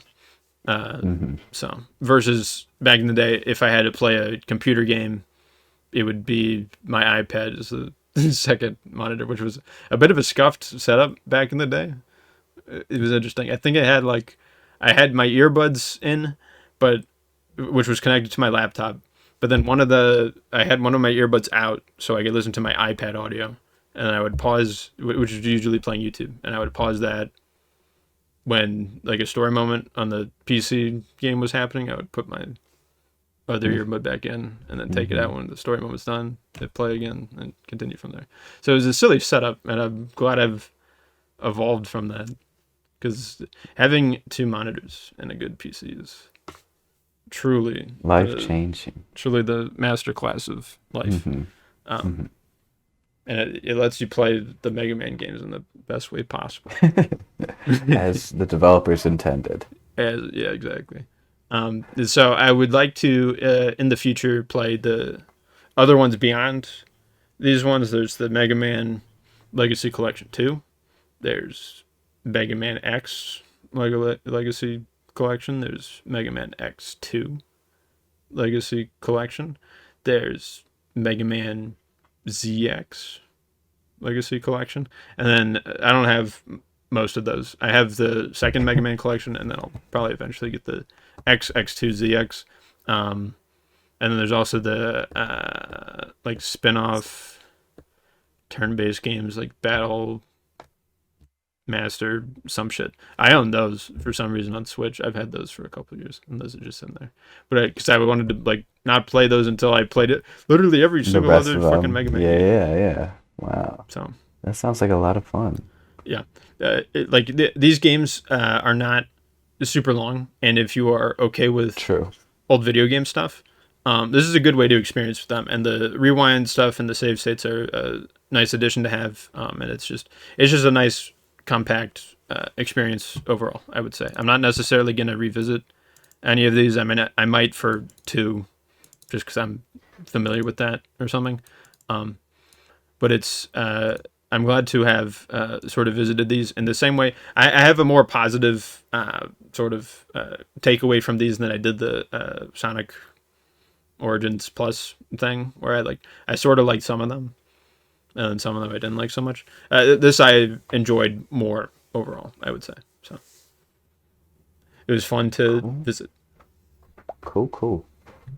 So I have a couple of games that I want to mention now, and I'll talk about them together because they are 1 and 2. The Kingdom Come games, Kingdom Come 1, or Kingdom Come Deliverance 1 and Kingdom Come Deliverance 2, the latter of which just came out this year.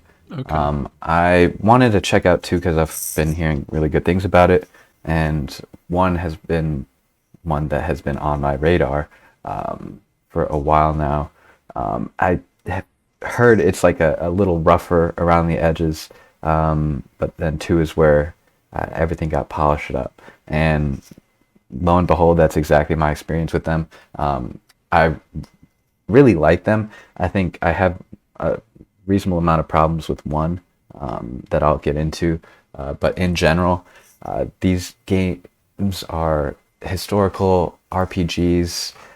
They're very heavy on the simulation aspect of the worlds. These really kind of granular decisions where you have to eat, you have to sleep, you have to wash, you have to watch what you're wearing, who you're speaking to, stuff like that. And in the first game, things are definitely rougher around the edges. Overall, the simulation aspects aren't that hard and are more, set dressing, but it helps to kind of serve the immersion and keep you really engaged with the world around you. The story, I think, in both are standouts. They're very fun. Both these games take place in the real world, 1400s, in Bohemia, the medieval Holy Roman Empire, and it's taking place within real history. However, certain liberties are taken and expanded upon. And that lets you kind of craft the narrative yourself, because this is an RPG. You get to play the role of Henry of Skalitz. He's just a little poor blacksmith's boy who is, becomes the zero to hero that you kind of want to imagine in your medieval fantasy. It's very satisfying in that aspect. I'm a sucker for like anything medieval. This game scratches a very similar itch to The Witcher, which is it's obviously more fantastical in its depiction of medieval Europe, but has that same world feel and immersion to it. This game also, it serves as an interesting blend of, I would say, Skyrim and that kind of blend of Bethesda RPG storytelling with and quest design, with the simulation aspects from a Red Dead 2 or even a Red Dead 1, where everything's very granular and slow. And I'm raising these games as more reference points for how this game is packaged. It's a really interesting one. I think it's overly ambitious on the first one. There's a combat system that is very in-depth and engaging, and there are leveling systems that are very steeped in classic RPG style design.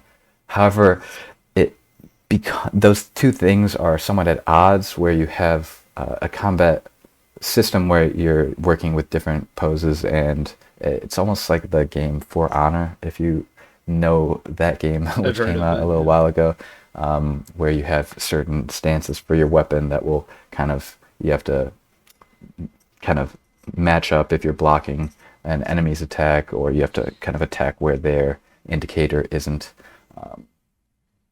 The problem with that is that this game isn't really a finesse combat system as that sort of set dressing might imply. It's really just stats based, and there's a lot of numbers going on behind the scenes that are determining if you will hit an enemy, if you will win in a contest of strength, when you can clinch with the enemy, where you get up close and you can mash a button in order to get a move off of. But if you don't have the stats, if you're not leveled, you're just going to get hit no matter how much you can mash.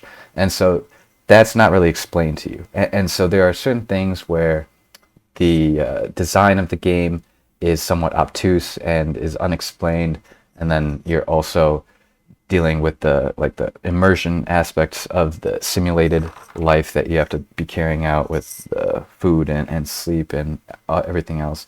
This game goes so far as to not let you save unless you have an in-game item. You have to craft a potion, which lets you can find them throughout the world, stuff like that. So it's they kind of give you... It's a resource?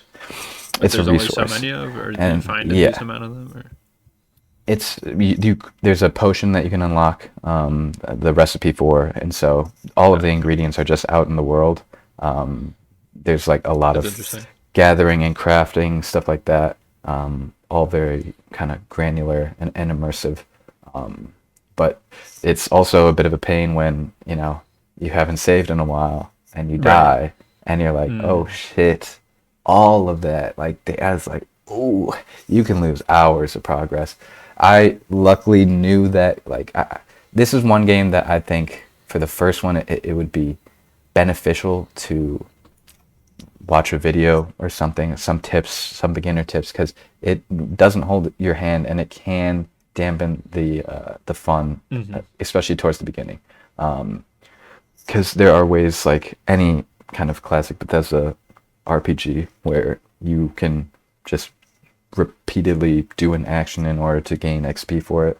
So if you just, walking in stealth behind a character, then you'll slowly but surely gain XPs. So you can do that in order to get more powerful. And there are ways to game the system which are somewhat useful to combat the kind of jankness from the systems in the first one. But overall, I think it's a fun game with a lot of rough edges to it. And honestly, depending on how much people are invested with just checking out two fairly lengthy games, I would recommend to just go into two, and not necessarily feel the need to check out one unless you really enjoy it. Because two is a very polished game. It's very fun. It takes a lot of the elements that I had trouble with in the first one and just refines it, makes it more accessible, makes it all larger. It's like twice the size of the first one. Story's bigger. It feels like the performances are all better and better captured. It's a really good looking game. It runs well. It's well optimized. There's really a ton of good things to like about Kingdom Come Deliverance 2. And it is very much attached to the first one. In fact, like the first one ends on somewhat like it's not an incredibly conclusive ending. It's a bit more like we could pick up from this, which, makes sense. It tells like a very kind of short span of the story of Henry of Scalz's life, where it's maybe, a few months.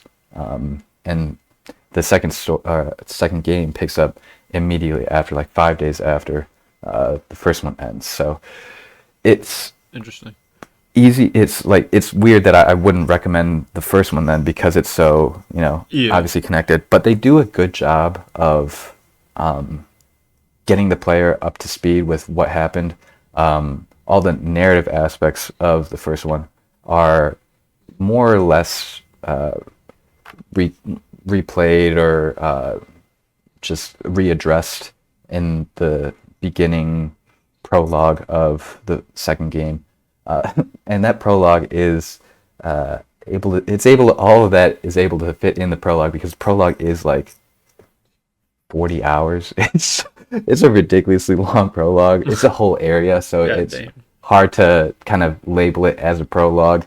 But it feels like, there's this large area that you're playing within, and it's kind of funny that you spend so much time in it, and then you realize, oh wait, there's a larger map that I haven't even seen yet, which is a fun experience to have with a game, especially if you're enjoying it, which I really am.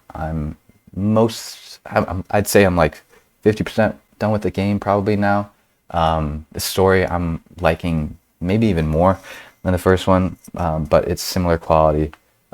It's really fun to play a game like this again. It scratches that itch from The Witcher. I would say it's like the most closely related game in my eyes, just because of the setting and the world, which is something I really, really liked with The Witcher, and I'm glad this one is able to recapture some of that same magic.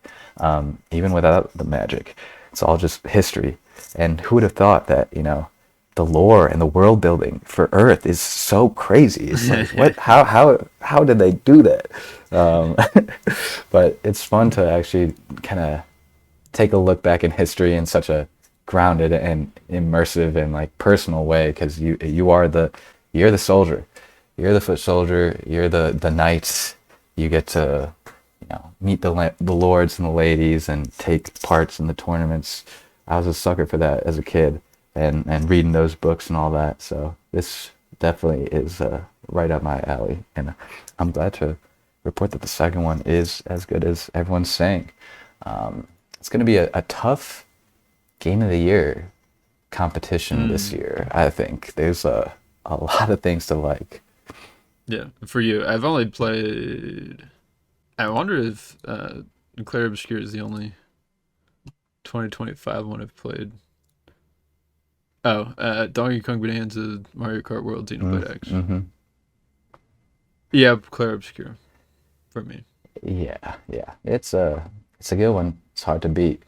Yeah, it definitely highlights the how we both like RPGs.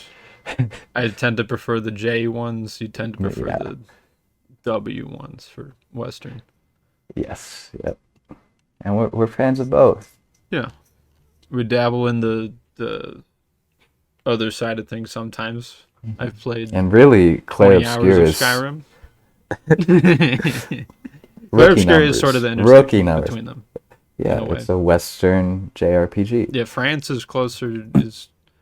It's not I too feel far like away it's from Japan. spiritually a Think part about of the it. West. True, it's definitely fairly east from us, but Yeah, cool.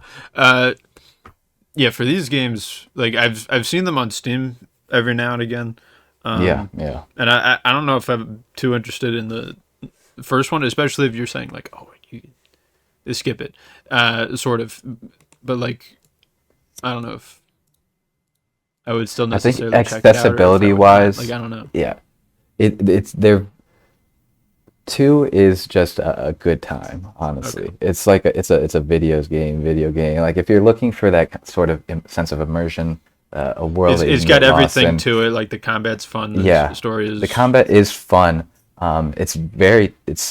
It's interesting how they've scaled it and balanced it, where that like going up against multiple people is tough. Like y more than three people at a time, you are likely gonna die. You need like really good plate armor and to be fully kitted out if you're going to deal with multiple people in combat. But the duels are where it's really fun. Just the 1v1s. There's a lot of different weapon like combos you can have, or different arts where you can have like perfect parries, perfect dodges, stuff like that. And it's really engaging. There are certain like tournaments that you can be a part of where you get to kind of grind out like three 1v1s or like five 1v1s back to back. It's a lot of fun getting to play with the system in that way. But yeah, the rest of the game is just it's a lot of fun. That that sense of immersion from an RPG is something I feel like I'm always chasing, and this one has it. Is this by like the multiple choices you make to determine different endings, or does it just lead to slightly varying outcomes of things, or is it there like none of that at all? Slightly varying outcomes, but the story is fairly linear. There are different ways of beating certain quests, or certain it's sandbox in that way, where there are different kind of ways you can approach a quest or a mission or whatever. But there's a lot that is sort of predetermined. Like this, it is based off of real world history. So, you're not killing the kings. They die when they're supposed to, based on real world history. So, Yeah. you work within those confines. The side quests, though, are all stuff like where you can play it more by ear, stuff like that. And a lot of them are fairly standout. I'm enjoying myself with them. They're of varying quality and importance to the wider world, but definitely a fun time. Yeah, it's cool. Because the difference in reviews, average review score from the two of them on backlog is pretty big. Like 3.8 is fairly high Like, yeah, on this. yeah, it is. For the first one, It and then is. the second one was 4.5. Yeah, that's fairly But also, impressive. backlog is not necessarily the most accurate because the No. user It's a fairly base niche. number is not very big, especially compared to other review sites like Letterboxd, IMDb, My Anime List, and stuff like Yeah. the video game ones aren't as Don't have as They're many not people as on it. robust. It's kind of tough to find one that Yeah, has a large enough because audience. this one backlogged. It only started fairly recently, Fairly I want to say, recently, and they're still yeah. making updates to it. Like Yeah. they have the It's section looking a for lot better. related games. Yeah, they've done some changes with it because at first it was sort of annoying, Hmm. but now they have like the related game section separated from DLC, different editions Right. of the game, It's just and then like very games much in the series appreciated. rather than like all being lumped Yeah. in one thing. And then now Yeah, they that was also a have pain. like stats of here's average player time with it, here's how long it's expected to just finish it, and here's how long to 100%, which I would like usually just look that up anyways on how long to Right. beat. But if they have that Yeah. baked into this, that's sort It of more makes it a little convenient. easier. Yeah, Yeah. I would still say probably how long to beat's going to be a little bit more accurate because it's been established for a Yeah. longer time. There's probably Exactly. Just has more. a larger user base, more data. Yeah, but if I mean I don't like But if monopolies. it is an But if you average, got all then this the average is the convenience in average. one site that I'm looking Right? up the game Yeah. anyways on the one thing, then I mean why not? It's just easier that way. Mhm. That's all, the consumer's trying to have is ease of use. So Trying to if you consume just over here. We're trying to collect condense pods all of over here my and we, log we them on these are. websites. Which, by the way, congrats on 400 games, Peter. I know. I hit it and it feels no different. I guess I'm probably over 400 at this Yeah, point. right. Just because Yeah, like there's you games did that not I log. don't even remember You playing. did not log Kingdom Come Deliverance 2. So if you did that, you'd be at No, 400. not yet. Yeah. Um, Yeah. For those who are curious, I'm at 550. Yeah. Mm-hmm. You play a lot. And I You get play a definitely lot, mad and you more watch a also lot. because Mega Man Legacy Collection. I only did the You- Legacy yeah. Collection. I could do 6 of those. You add There's all of them. for the Sonic Origins thing. I could do the 4 of those. Like I could definitely add some more. And there's some ones that I randomly remember. A lot of them are stupid mobile games I played. Like I'd say probably like 100 of them, or a little bit more, are just like these shitty like free Yeah. iOS games that I would just install and then play for a couple days to weeks to months to They're maybe fun. even years, depending on how epic they were, which some of them were. But a lot of them were quite bad. Anyways, I do have 2 more games to discuss. Were those the? Yeah, those were my last ones. Yeah, nice. Okay, so to continue somewhat with the trend of playing some of the video games of all time in their respective genres, there's this other series that I have neglected for a time. I played it for a bit in my youth, though not necessarily in the part of my youth which would be within the phrase thing, like the years that determine that I make this thing my personality and it defines my Formative life. years. Formative years, thank you. It lied a little bit outside of that, I would say, because I did not own an Xbox system until a little bit later than other people my age, because my parents were like, that's got the killing and blood and that stuff. The Nintendo ones don't, though. They just got fucking water and shit. I don't know. Mushrooms. And mushrooms, but not the bad kind of mushrooms. The good No. shit. No, not the good shit. The nice stuff is what I mean. And so this one was on Xbox systems for the longest time, and then Xbox as a gaming company is kind of pooped its pants over and over and over again, and they don't really make games anymore. When they did, they were in this phase where they were like buying a bunch of companies and stuff, and like overturning the companies that worked under them and getting rid of them and shit like that. One of them was this Bungie, right? And then they Yep. became they made these games called Halo, and then they fucking 343 made Halo instead of Bungie. I don't know if Yep. Bungie became 343 or if No, 343 it's just got different erased companies. when Xbox bought them, Microsoft bought them. Bungie makes Destiny now, so they've got their own thing. So they went from making what people acclaim to be the greatest game of all time to making complete dog shit. Anyways, I played a little bit of Destiny back in the day. I liked it okay as a young kid, but I was also not the one to invest a billion trillion years into. I forget actually if Yeah, I played Destiny 1 or 2. I don't even know. I played one of them. Anyways, I I played played. 2. Yeah. You played 2? That's the one that's Like a free to play decent now. amount. So it's yeah, Is the first one it's you have nice to pay because it is free. for, and the second one's Yeah, free? that was just a full game. And Okay. I remember it Destiny 2 is being the grindy ass one. divisive. Yeah, yeah. Yeah. Um, but I did play the series Halo. When I grew up a little bit, there was the Master Chief Collection, which I did not play the Halo games upon their original release, but I played it on the collection on Xbox One, and I would play the like local multiplayer with my brothers and friends when they came over and stuff. And it was nice and it was fun and they were cool and it was nice to have that collection thing and sort of bounce around from one game to another to have the varying degrees of gameplay changes and map stuff going on. Like it's a package that's nice if you haven't experienced any of those and you wanted to, and you could.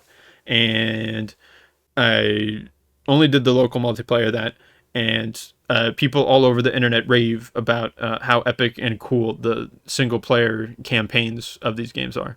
And so I've been wanting to check them out for a while, and I finally did for the first one in the form of Halo Combat Evolved Anniversary Edition, which apparently, and I didn't know this until after I beat it, but the people prefer the original version of Combat Evolved campaign over the Anniversary Edition, which the reasons of that I don't really know why. I want to say it's I grew up with this one, so it was way cooler.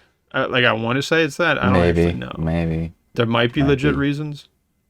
But I played the Anniversary Edition. And I happened to play it once I beat it. I think like 5 days later, they announced the fucking remake thing that's coming out for Halo Combat Evolved. Did you see that I did. announcement? That seems a bit silly, a little bit, just a little bit though. But that was weird because I literally just beat it, and then all of a sudden it's like getting a remake thing. Not that I'm It's gonna just how it is check that out. sometimes. Like I already have the collection. It's way cheaper than probably fucking $70 experience for just the campaign that has like an extra mission or two. Yeah. And it doesn't have multiplayer, but it's just the Halo 1 multiplayer. Like you could already do that in the collection. I don't get it. That seems weird. So anyways, I Gotta played this remake game. everything. Yeah. I played the campaign for Halo Combat Evolved Anniversary Edition, and I really did not like it. It was really annoying, in my humble opinion. The story was okay. So like theoretically, what I like about it, the story, and from a gameplay perspective, is the fact that like the whole thing is basically one big in and out, where you start in one location. Your goal is to, in order to not spoil things, you're trying to get to one location, and then you do a certain thing there, and then you are leaving that location and returning to base home things. And there's things that happen along the way to interrupt you, and there's things that go wrong on the way back. And there's parts of it that are really cool. You're basically introduced to two main forces. There's like the human people and then these aliens called the Covenant, and those people are fighting, and you are on the human side in the form of Master Chief, who's the most badass epic person who's ever existed, or at least that's what people say. I sort of understand that a little bit based on just this game alone. I assume his character He's is got a a little lot of more lore. He's got, defined. 4 or 5 Have you games, played 6. these games, the campaigns of them, I or do you just know played, about so my history with the series is very interesting because them? Okay. my cousins love the series. It's their favorite series of all time, probably, or one of them. Die-hard Halo gamers. So I played a lot of games with them. Namely, Reach was my game. Okay. Halo Reach was one of my favorites, and I recently played through a couple. I played through Halo 3 and Reach. I don't think I ever played through Halo 1. Really? And I can't remember if I've played through Halo 2. I feel like I've done like missions here or there of like Hmm. all of the different games, but never actually done it like myself, just like as The full a thing. designated playthrough. Interesting. So I have, nostalgic love for this series and certain moments that are they do very well. But you know what? I'm not, honestly not super knowledgeable on the rest of the series. Yeah. I mean, just this first one, it doesn't give you too much. I want to assume that things expand out from. I think people really like 2 and 3. When people talk about the Yeah, series as a whole, really, they're just talking about those 2 games definitely. in terms of both the multiplayer aspects of them and then also the campaigns. Which again I've only played just this one, and so anyways, it's just the Covenant aliens versus the human people, and then there's this other alien species that's sort of like this like invader Half-Life zombie dudes that are sort of fucking up you, the humans, and then also the Covenant people. So it's sort of like this three for all that occurs, and it's really cool running through this old game. And there's a lot of set piece landmark things where you'll be going from one map part to the other, and there will just be like this battle taking place that you join in the middle of and participate in. And you could sort of shake the tides of it in the in the way of the humans come out as the victor, and you go in. And you have a lot of human allies at first. They get wiped out. They send them reinforcements. They probably get wiped out again because the enemy AI just likes to die. And I'm just playing this for the first time, and I'm not exactly protecting them necessarily. I'm kind of just Hmm. shooting the guys that I want to shoot, and stuff like that. And then on the way out, you're basically just on your own the whole fucking time, and you got no aid, and it's two armies up against each other, and you're sort of like this external third force almost. Is sort of going up against the both of them, and so like that stuff is really cool. It's just that like the gameplay is really annoying because there's basically maybe 5 types of enemies that you face hundreds of times, and it's the same fucking thing every time. The I mean the gameplay is boring. Honestly, it's just you shoot the dudes, and then when you're out of ammo, you reload, and then when you're out of the other ammo in your full thing, you swap guns with somebody on the ground who you killed earlier. And it's just that a billion fucking times. And you control vehicles in this game, and there's just like the most jank controls. You can only go forward. There's no like if you go left or right, it's not gonna go left or right. It'll just go. You have to face the direction and hold forward. So I can't look around to see what's going on when I'm in a vehicle. I always have to be facing the direction I want to go in because that's the only way it'll go. It's just the most unintuitive controls I feel like for this type of experience thing. So that was annoying. But I mean, just the biggest thing is it's sort of a slog, and I would die a decent amount, and it would just be annoying, right? Like I would just there were some sections of it where I was like, okay, legitimately, how am I supposed to get through this in a reasonable amount of time? Like there's this time you're on a fucking like bridge, and you have to get from like one door to another. And there's like a bunch of dudes on that bridge who might start shooting at you. There's an adjacent bridge on the other side where people will start shooting at you, and there's also ships above you that will just like bomb you in like random spots that like I couldn't predict where they would fucking shoot me. So sometimes I would die to the people on the bridge. Sometimes I would die to the people on the other side of the adjacent bridge, and sometimes I would just die from the people bombing me because I had like no way to tell when they were gonna do that or where. Like it just seemed random the whole time. So that was an annoying part of the Hmm. game. And there were a couple of other moments sort of like that. There's some platforming stuff a little bit slightly in this, which is also not too great. It's you have a very floaty jump, which is like fine and stuff in the multiplayer, I guess. But when you try to like structure certain set pieces around it in the campaign, it's just annoying.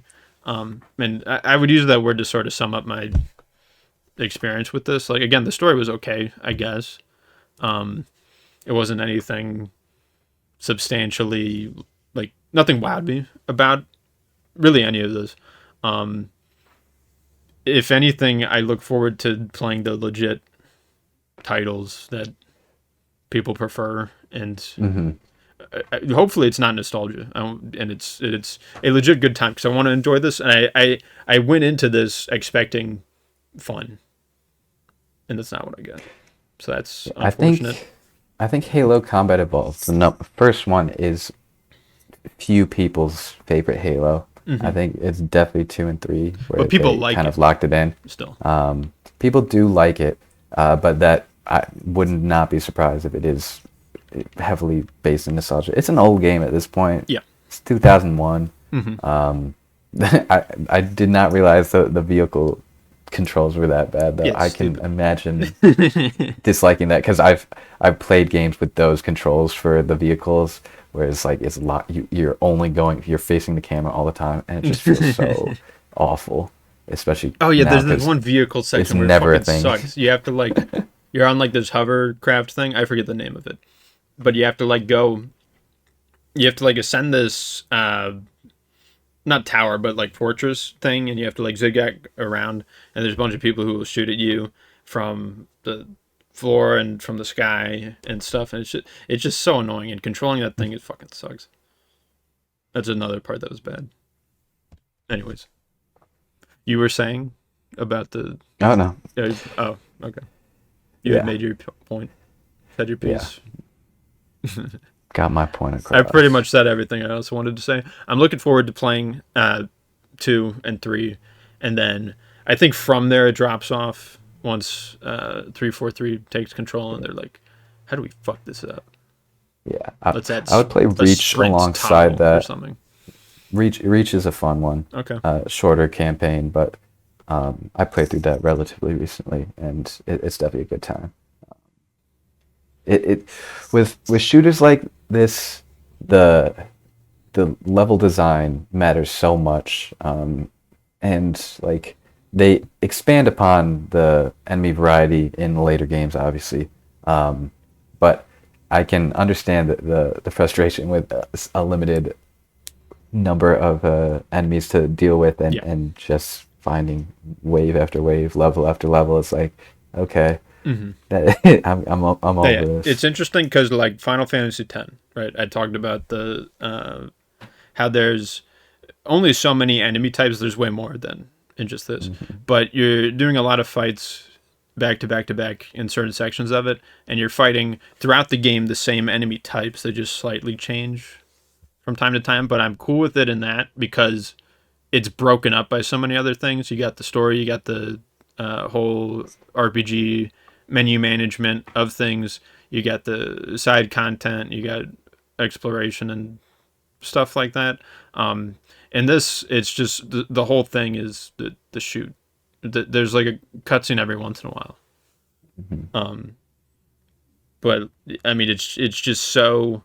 It makes up so much of the runtime to the point where it's annoying and no longer in that realm of I'm cool with this, or maybe I even like that, right? Maybe I like the fact that I only have to remember how to defeat the certain enemies in certain ways. But again, like it's all the same. You just shoot them.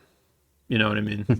Like there's not really any nuance. Like sometimes the grenades are better in certain sections because the enemy is grouped up, but you're only gonna know that if you played this shit a bunch of times and you know that in advance. Oh, I did, like you're a speedrunner or something, and you're like, there's gonna be these enemies in this location, so I lob a grenade because I know that they're there even though I can't see them yet or something.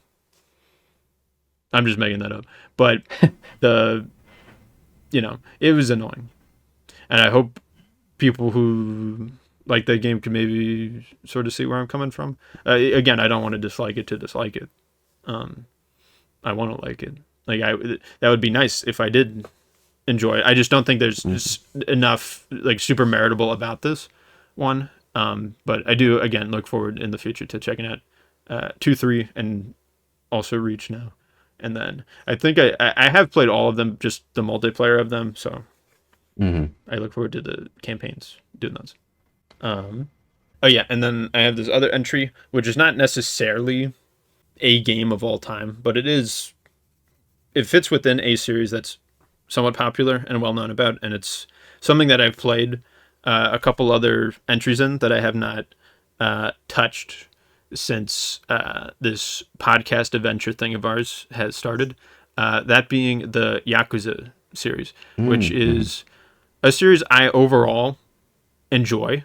I got my start with it with Zero, which is a prequel, and that one is my favorite because it was the newest one out of all the ones I played. There's 7 of them in the sort of like mainline series thing, and then there's this not reboot but like continuation series thing starring Ichiban rather than Kiryu, who's the main protagonist of the first 7 ones, which is the ones that I have only played, and includes the one that I'm going to talk about, which is Yakuza 4 Remastered. And out of the 5 of them that I've played, this one I think is my second favorite. The things that make the main standout between from this one and Zero, between 1, 2, and 3, is the fact that you play as multiple characters, and not only does that spice up the gameplay a bit, which is desperately needed, because interestingly, the main problem with these action-based games is the action combat is kind of not great in most of the titles. It's decent in the newer ones, like Zero, where it's a prequel, and I think it came out after 6, or it came out either after 6 or before. It came out either after 6 or between 5 and 6. So it was newer. So they had like they had an expansion of ideas that have taken place over a number of years, and they've considered, what is good, what is maybe not so good, sort of. And specifically after Zero, I played this one called Kiwami, which is a remake of 1, and then there's Kiwami 2, which is a remake of 2, and then I played 3 Remastered, which there's now going to be a Kiwami 3, which is a remake of 3, even though there's already a remaster of it. Because that's the weird thing about the series right now, is that when you play them in number order, you're like going backwards in time. It's really it is a weird jump. Like, so I get it why they're doing a remake of it, but the 3 remasters already, like, it's good enough. You're pushing it. But it is awkward because you go from Zero, which is the most polished, most solid Yakuza experience, in my opinion, that I've experienced so far. And then you go Kiwami 1, which I want to say was... I better look this up before I make shit up. Yakuza 0. Okay, that was 2015. Yakuza 0. And then... ordered by, not popularity. Okay, so 0 came out, then Kiwami, then 6, then Kiwami 2, then 3 Remaster. So it's like, it's kind of a clusterfuck of who's going to remember that shit. So even though Kiwami and Kiwami 2 came out after 0, like 0 still feels like a better gaming experience because they're still remaking the 1 and 2 versions of it, and they're trying to refine it as best they can, but it's still that old shit, But then once you get to 3 Remastered, they're touching up less on the gameplay mechanics, and I think it's mostly just a visual overhaul of things. And then 4 is weird because it's also like a remaster thing. So, I mean, in that way, you're like going backwards and forwards in time, I guess, because you're always going forwards, at least so far for me, because 0 came out first, and then Kiwami, and Kiwami 2, and then, so I guess you are going forward in time, but like, again, you're like jumping around because it's a remaster versus a remake situation. Anyways, this one 4, again, what I like about it is you're bouncing between characters, which mixes up the combat in the smallest amount, which, again, the combat's the weakest part because it's repetitive and it's so dumb in most of the games. The way that you win most fights in all of these games is you fill your inventory with healing items, basically. If you can heal as many times as possible, you just keep fighting. No matter Just never die. no matter how hard the enemy dicks you in the face with their absolute bullshit attacks, Just revive. you just keep going. You have to make sure that you're actually using the healing items and you don't die before you heal, which might have happened to me once or twice in some of these. But like by this point in the series, I played 5 of these. When I was on Yakuza 4 Remaster, this most recent time, I was completely on that mindset. And now that I know that, I was sort of coming to the realization that the game devs may have also realized that. Like, they may have also realized that, oh, our games are a bunch of bullshit in terms of combat. So they would just hand out a bunch of healing items during certain moments of the game. And I'm like, in other titles, you would get items at various points, and it would be like a sort of progression system type of thing, or there's you would just find maybe healing items scattered throughout the world or through enemy drops, and you could also buy them in shops and stuff. But in this, it feels like there's a much more precise tie to the fact that, oh, this is the way that you beat the game, so we're going to give you that tool, which is to heal, so you don't game over. It's really weird, and it's annoying, and it's like they realize that it's an issue, but the way to address it is just to like not legitimately fix the problem, which is the fact that the combat sucks and it's awkward, and it's you basically just have a handful of attacks that you do, but then the window you actually utilize them against the bosses is pretty small, and they could just do these fucking unblockable attacks and block all of your attacks most of the time. And so it's really just a matter of whittling down their health bar while they take down yours at a faster rate, but then you heal back up and then you continue with it. It's just annoying, honestly. But the thing about 4 though is that I found it to be overall an easier time. And the other thing about it is that it shakes up the story as well, because you're bouncing around between different characters with different perspectives. And in the first section, you're playing as like this loan shark, and then you jump to this convict, and then you play as this cop, and then you go back to sort of Kiryu's perspective, and it's honestly really cool. In not only the narrative and then also the sort of gameplay combat, their like moves are slightly different, like the way they fight, they have slightly different things going on. But also like the way that the world sort of changes, like the convict, all of a sudden you escape from prison, and there's like a whole set piece with that, which is cool. And then you go back to the main like hub area, and you have to like all of a sudden you have to be aware of like where the cops are at, because if they catch you, they'll fucking take you away or something. I assume it's a game over. But you like have to be aware of that. And then meanwhile, when you play as the police officer, there's like no one will start attacking you because you're a cop.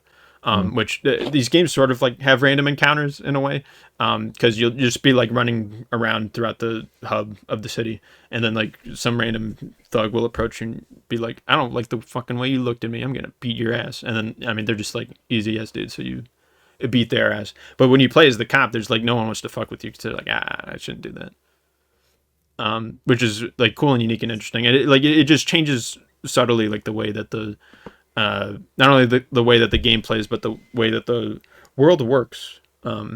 So that was nice, and the way that the stories intersect and interact is a lot of fun, and they're all like a good length to them. Because if I had to complain about some of the other Yakuza titles, is I would say they go on for slightly too long, and they're a little too repetitive both in story and gameplay. The interesting thing about these games is the asset reuse. It's the same hub. It's the same fucking city of Kamurocho every single goddamn time. Sometimes they mix things up with like, oh, here's this other area entirely. Like in 0, you go to the Chinese district, which I forget the name of. And In this, you get a more like a more expansive.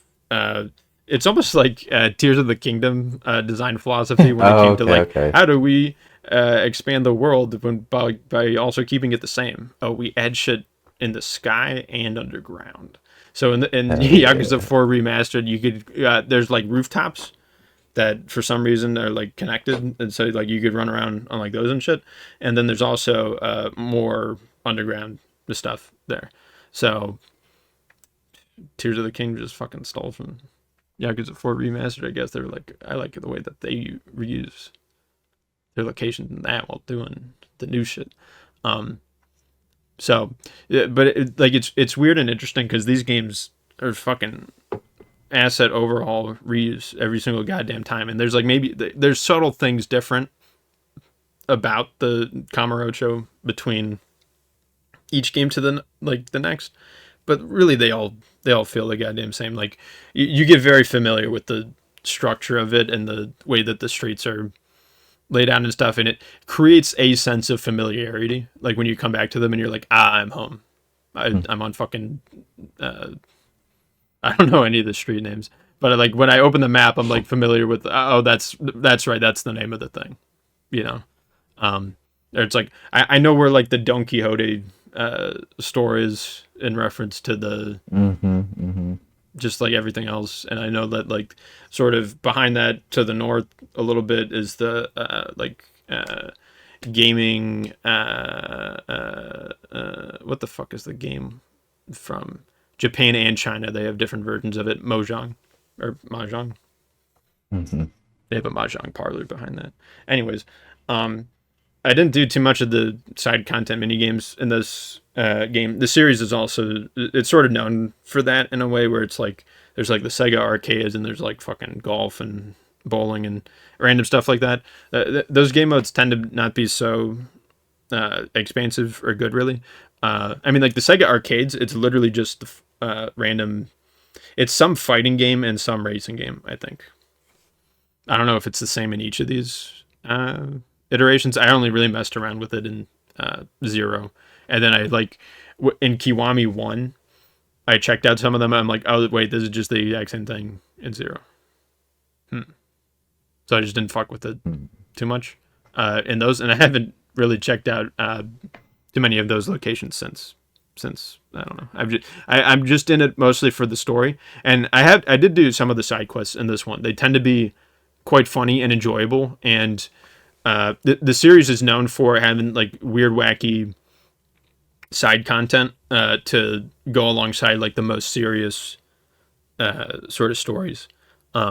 Which again, the story in this I enjoy quite a lot, though it does highlight an issue that the series sort of has, and it's maybe the worst in this game, and that's when it comes to the usage of guns in the story, where sometimes villains will use them and they will kill people, and sometimes they'll use them and the bullets will not kill people. And there's no real consistency between whether people get killed by the gun bullets or not. It's kind of just this character should die for the story to continue, or the fucking character should not die because there's no consistency in it. And it honestly pissed me off in this one. And this happens like I feel like in almost every game where you beat a dude's ass. You both take off your shirts, reveal your epic tattoos or whatever, and then you beat the shit out of each other, and then you win by over the course of 10 minutes consistently healing yourself while dealing chip damage to them every once in a while. But you eventually win, and you don't knock them out. They're still conscious, so they can talk in the following cutscene because it's one of those. And then someone else happens, so the characters turn their backs on the dude you just knocked over, and then the dude who just got knocked over and was just fighting you with their fists for the past 10 minutes pulls out a gun and like shoots somebody. And it's like it happens at least twice in this one where you beat a dude's ass, they go down, and then you get distracted by someone, and then they pull out a gun and they shoot somebody. And every fucking time it's probably the person they should not have shot. They should probably shoot somebody else, because that's the other thing. Sometimes the villains shoot each other when the heroes are standing right there who pose a bigger threat to them, but they don't shoot them. And I mean, like, they try to justify these things, but it's not really things that you could justify. You could try to justify them, but it's gonna be very difficult. I would say. So just like the way they handled the guns in general, the usage of them by the villains when they work, when they don't work, and the heroes' reactions to just kind of like ignoring the gun's potential existence. Like, you would think that, oh, I knocked a dude down once and he pulls out a gun. Maybe the second time I do that, I should check if he has a gun, if he's still fucking conscious. After this whole encounter, and like, we're doing all this other shit, so it just seems silly. And that way, I don't think too many people care. I think they kind of just like it when there's an established bad villain dude, and then Kiryu's like, I don't like you, man, and then they fight. Which Kiryu's, honestly, in terms of, as far as fictional characters go, he's one of my favorites. He's just so awesome. He's just that silent, stoic, not silent, but stoic badass with few words. He's very simple, very serious, and he's awesome in this series. And it was great to see him sort of like alongside these three other protagonists, because it's that Metal Gear Solid 2 situation where you're playing as Raiden, and it recontextualizes Snake and who he is, and it puts, in a similar situation, Kiryu on like this higher pedestal as this legend of this dude who has been in like the previous games and has done these previous things, and by the time you play as him again, he's much stronger than the other characters that you've played as, which I appreciate, because I was like, oh, they're just gonna reset me back to zero, and like, and just have like no, because that's the other thing with like some game sequels, is that you will beat the first game in the series and you'll like defeat God or some shit. I don't know. You'll defeat a very powerful foe in whatever universe, and then you'll go to the sequel game and you're back at level 1, which doesn't really make sense. I actually have an interesting thing to say about that, because Kingdom Come Deliverance 1, right? Ooh. You level up fully, right? You get to cap is level 20, and then in Kingdom Come Deliverance 2, you start at 20, and the cap is only 30. So it's strange. You're like, what? How does that work? They have a circumstance. Yeah, they have a circumstance in the story where you get grievously injured, and you get lore-wise, scaled down, and now everything's level 5. Yeah. And so it's a cool way to kind of create coherence between the different sequels, and stories. Yeah, I agree. It's definitely a choice that the developers should be thinking about, though it's not necessarily one that's done with every time, which I get it, especially if the game came out, I'd say, like, more than 10 years ago, even. But, like, more recent things, I think, have been more considerate of that. Sort of similar to the Kingdom Come thing is Final Fantasy VII Rebirth. I think you start at level 20 or something, even though you probably beat the first game at a higher level than that, maybe 40, if I had to guess. I don't actually remember them. But that's actually something I think that the Yakuza games overall do quite well, because Kiryu goes to prison sometimes. So like in Zero, you do a bunch of cool shit, and then it ends with you going to prison. And so by the time that 1 would start, even though like it's a prequel, right, you would be at a lower level because you're in prison. You're not like beating the shit out of dudes all the time. And it's sort of a similar transition from 2 to 3, where you're retiring from the beating people's asses, and he starts up an orphanage. So he's sort of resetting from there, and he's again not in a state where he's beating people up again. So they sort of lean into that in the story, despite the fact that every time it's a reset. And in 4, they for like different characters start at different like levels, I think. And Kiryu starts at the highest, in consideration that he has the most experience out of the 4 of them in terms of like a life of fighting people. So I did enjoy that consideration that they had put into it. And overall, again, it's my second favorite of the series, because mostly the story and playing as 4 characters shakes up the combat by the smallest amount, which is very much appreciated because the series can any sort of deviation from the way that fighting works in this gameplay series is nice because it's very repetitive in most of the games. So if you could make me bounce from one character to another where they're slightly different, that's nice, and I appreciate that. And it was fun overall. So How long are these games? they fairly tend to be long, around right? 20 hours, I would say. Okay, that's not too bad actually. Yeah, not the longest thing ever. Because this one, I mean, I don't have Steam pulled up. It was a little under 20 hours for me, I think, for this one. But then most of the other ones are 20. And I think for Yakuza 0, it was more like 30 because I was doing more optional side content, which I do recommend doing. You probably don't or shouldn't do every single one of those, but the side content does tend to be quite good, and a lot of side quests have very unique like stories attached to them, or even mini games associated with them.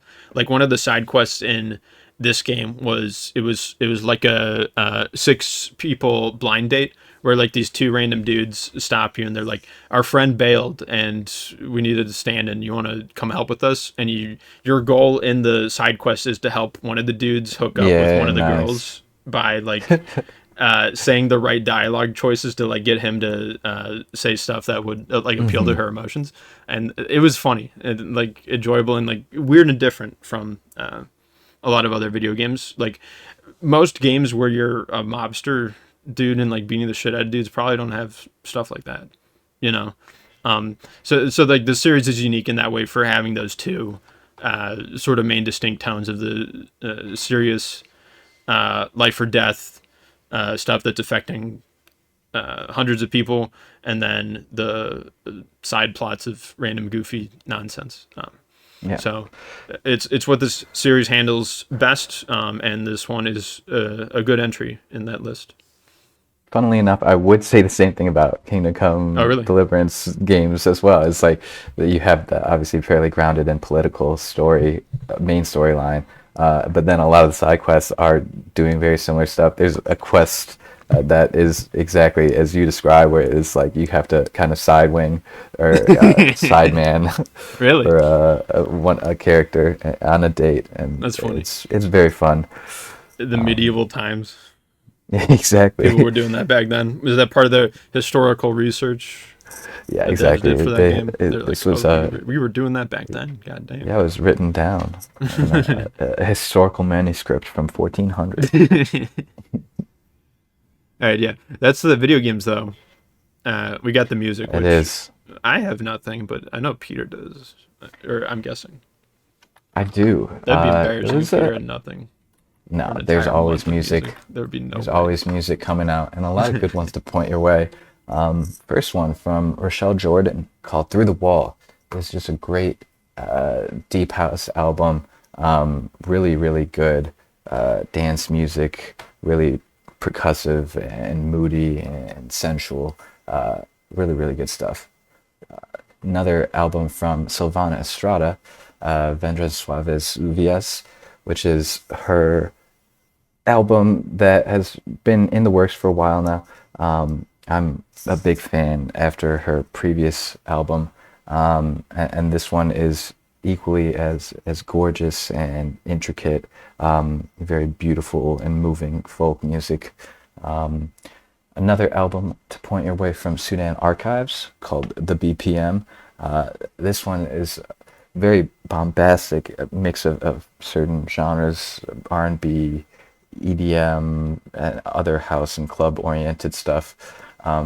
Very kind of chaotic as a listen, but really great songs throughout.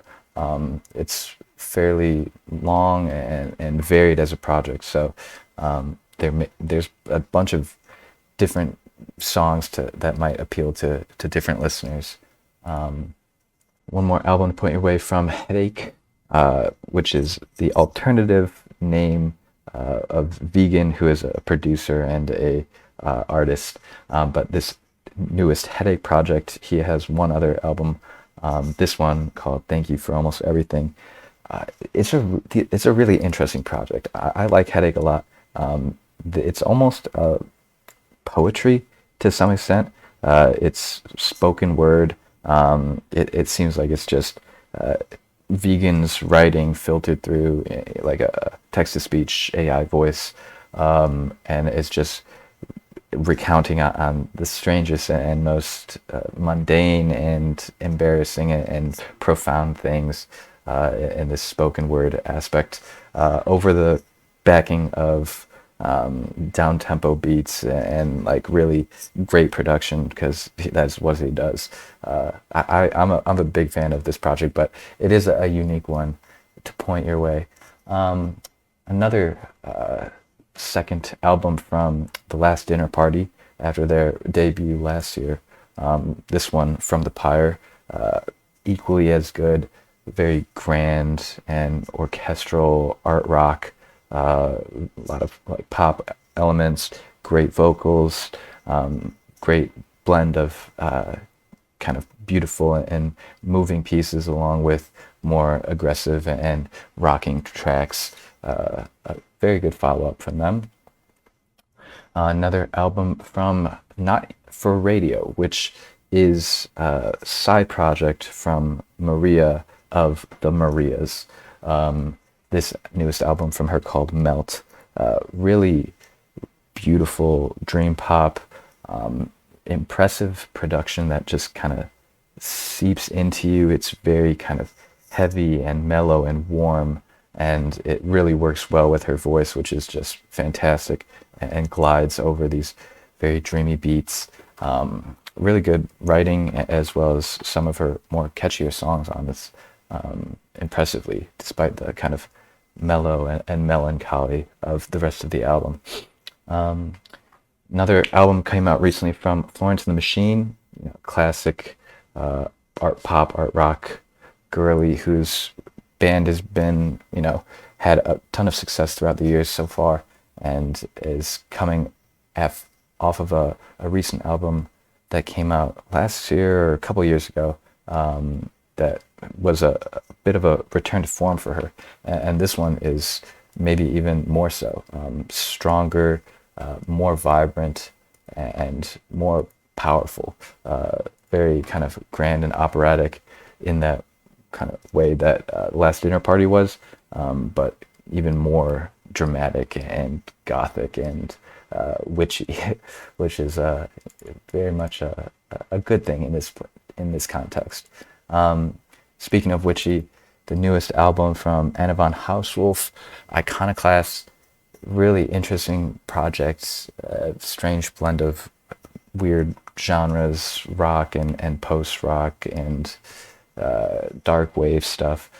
She's been someone I've been a fan of for a while now, and this is a very ambitious project from her. I'm really, really enjoying. Really grand and meandering and dark, and a ton of really great grand builds throughout, 10-minute songs or purely instrumental orchestral arrangements. Very, very fun and kind of intimidating listen, but a lot of good music on here to recommend to you guys. But that's about it for the music catch up. Yeah, goddamn. I've heard of none of these, so I've absolutely zero to say about them. But I hope that the people note these down and check them out. Mm-hmm. Sooner before I do, because it'll be maybe 30 years for me. But for most people, they could probably check it out immediately if they're normal. So yeah, that's the music section. Now on to the books, which I have a couple of them in the form of manga that I've caught up with. Which, do you have any books at all, Peter? I've just got one to mention briefly. You have one. Okay. How about I do two of my things, and feel free. You do your one thing, and I finish the book section with the two of my other things. That sounds like a plan. Okay. So I was catching up with some manga, which I was very far behind with. Maybe not a full year, but several months behind with, which I'm still behind with a good deal with them. Just some of them I caught up with a little bit, but now I'm also behind with again because I haven't read them in maybe 2 or 3 weeks or so. But anyways, one of the ones that I caught up with is this one called The JoJo Lands. And this is JoJo's Bizarre Adventure Part 9, essentially. Is the that's the part you would say before saying the JoJo Lands, because the JoJo Lands is like more of a subtitle almost. It's JoJo's Bizarre Adventure Part 9, The JoJo Lands, right? Anyways, this started, I guess, 2 years ago now in 2023. And it's the newest part, again, within this wider JoJo series, which the both of us enjoy quite a bit. And this one, I feel like, still has yet to take off.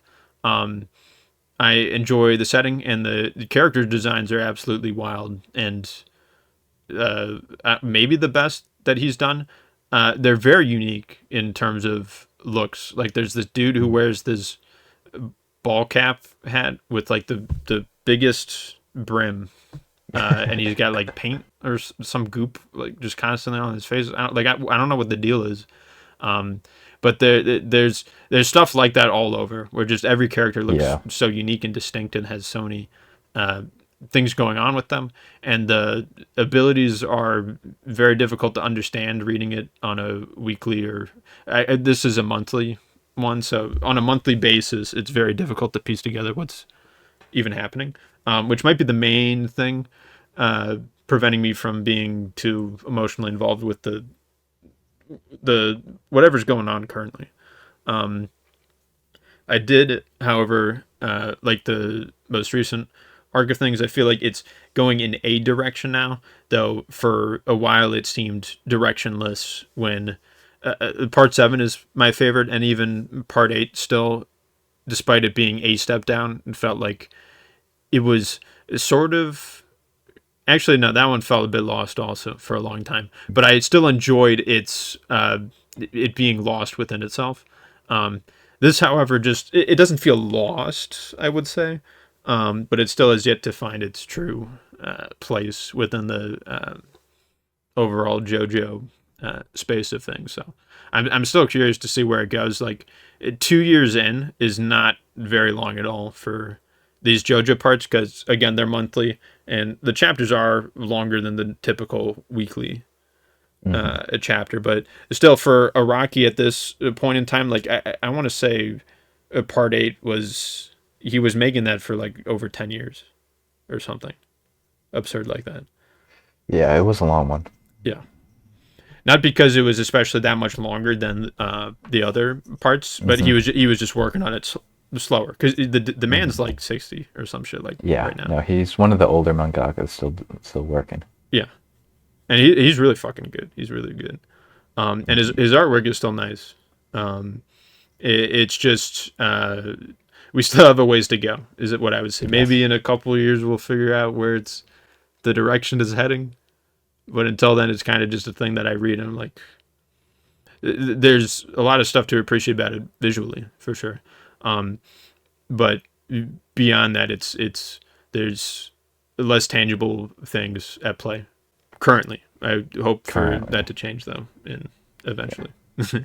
And then there's also this other very long-running series which has its own complications involved with the reasons it's still running for, which is Berserk, which is one of my favorite mangas of all time, and it's in its current form, sort of known for the mangaka passing away. He passed away 2 years ago now. Do you remember? I should know this. When did he? Maybe I should look it up. 21 now, so 4 years ago. It seems like it was just a couple 4 years ago. Yeah. Holy fuck! I thought that was way more recent. Yeah, That's so long ago. Damn. So yeah, he made one of the best mangas of all time in the form of Berserk. It was basically his life's work, and it's also a good example of that slam dunk example where he doesn't really know what it is at Yeah, first, and then right. it eventually Hmm. finds its place.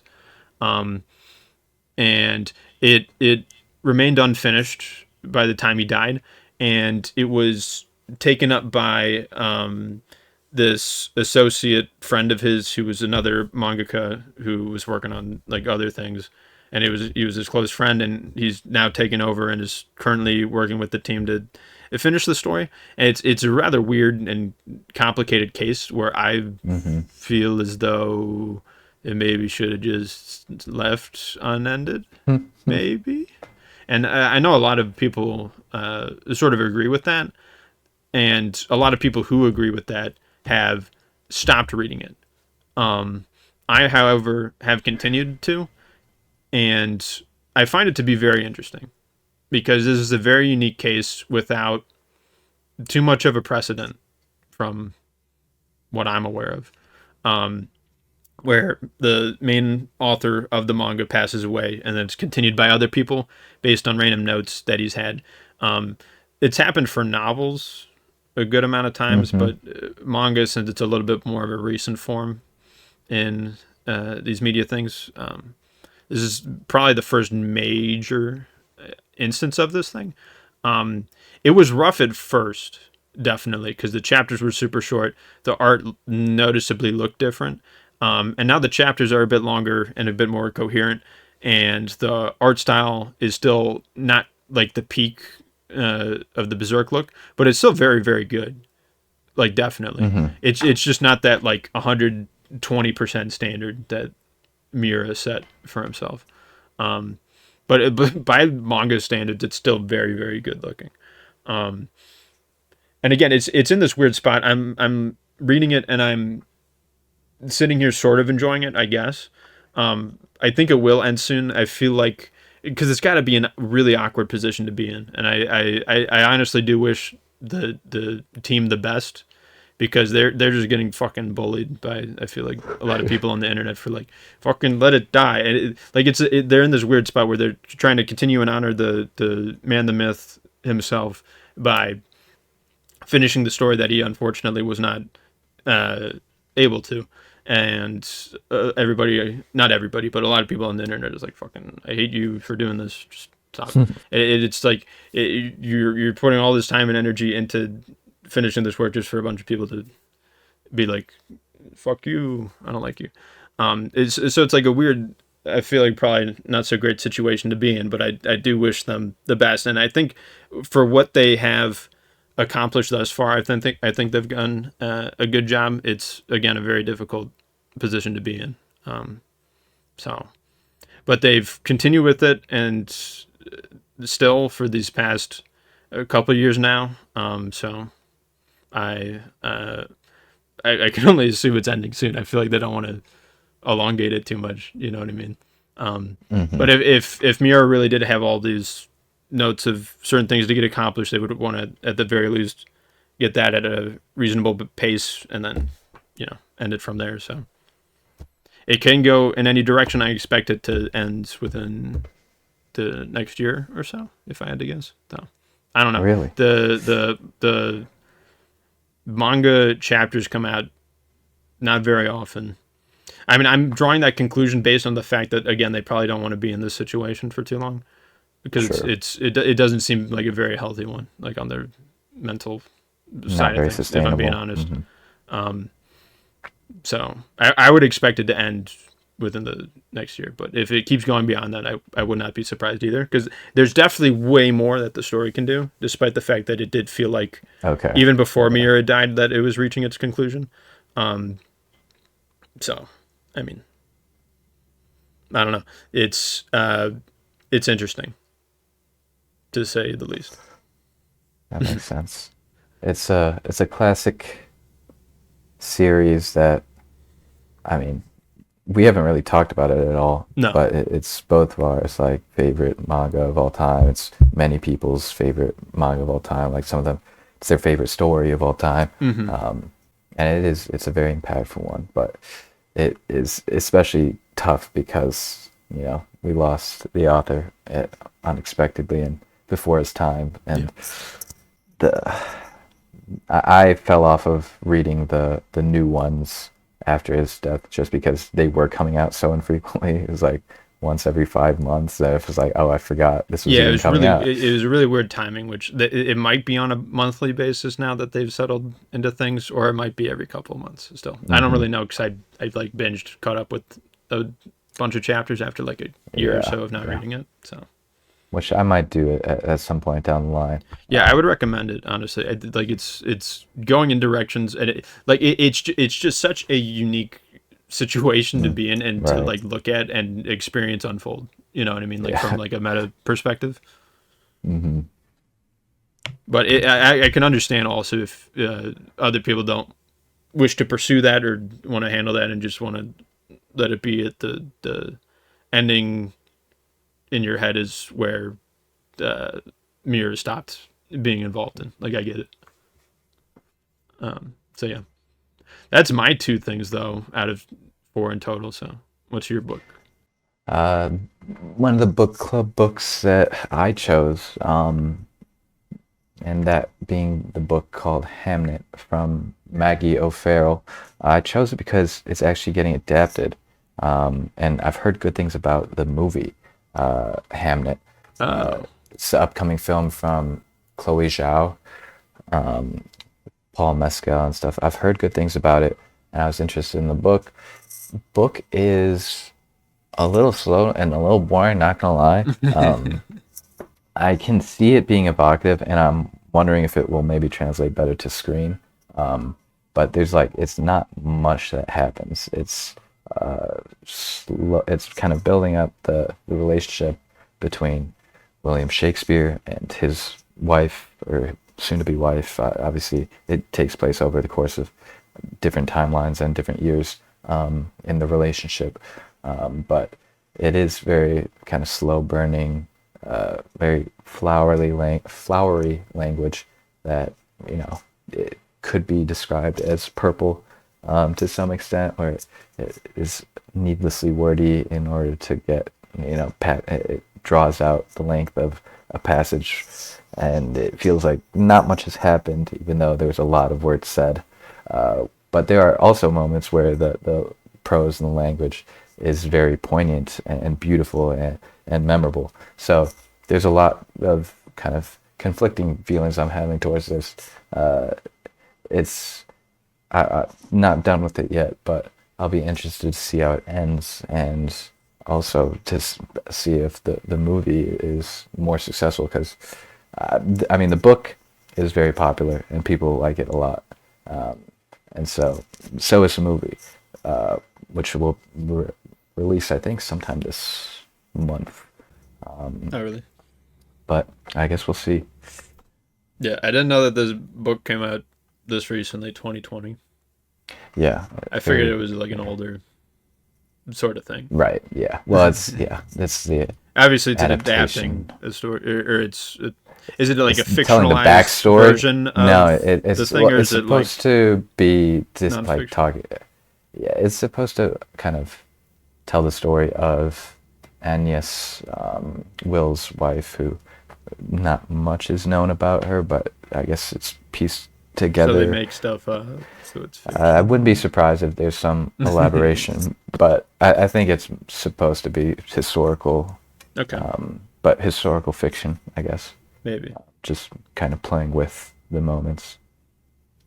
Oh, it says historical fiction, biographical fiction for genres, so I guess that's a thing. I guess it's both. It could be like mostly drawn from the real shit that happened, but then they just make up some random thing sometimes.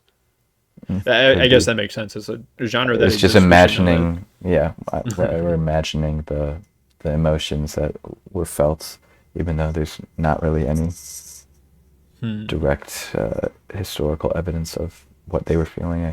Interesting. So yeah, I might see that film when it releases at some point. Yeah, I never watched Nomadland, but it's funny how Chloe Zhao has a Best Picture winner. The same book and author?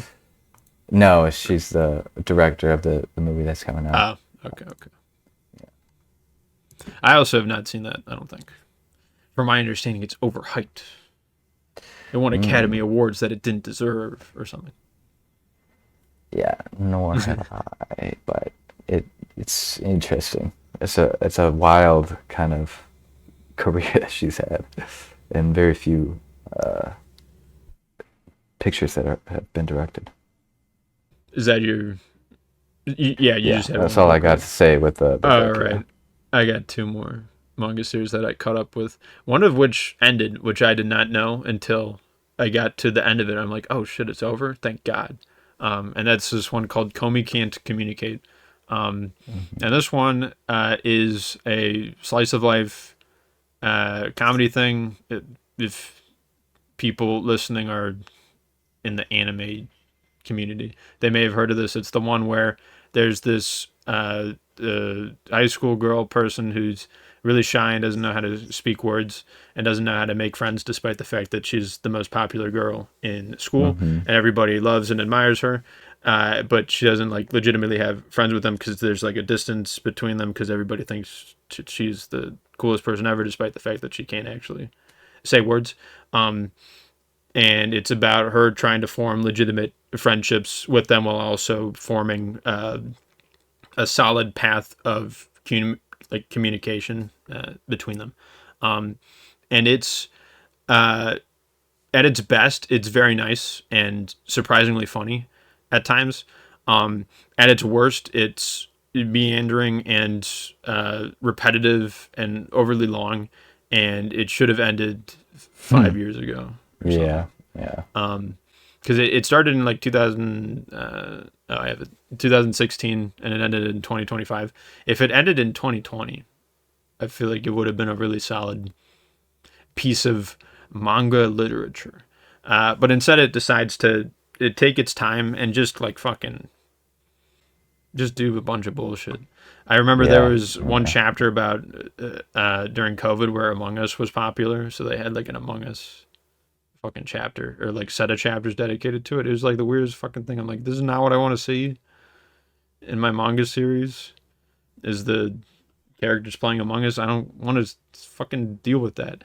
Because it has all of those other problems with the slice of life anime things that take place in high school, where it's like, all right, now the school semester starts in the spring, and then there's the summer break, and you come back, and it's the sports festival, or maybe the sports festival is before the summer break. I don't know, but then there's the school festival thing where they got to decide what the classroom and the clubs are doing for the to present to parents and siblings and other schools and stuff like that. And then there's all the okay, now that there's exams coming in for the each season of things, and it's most slice of life stories do each of those once. This series starts the first year of high school and does it again, all of that shit again for year two, and does it all again for year three. So they do each of Mm-hmm. those like slice of life Japanese high school anime tropes 3 times in this one story,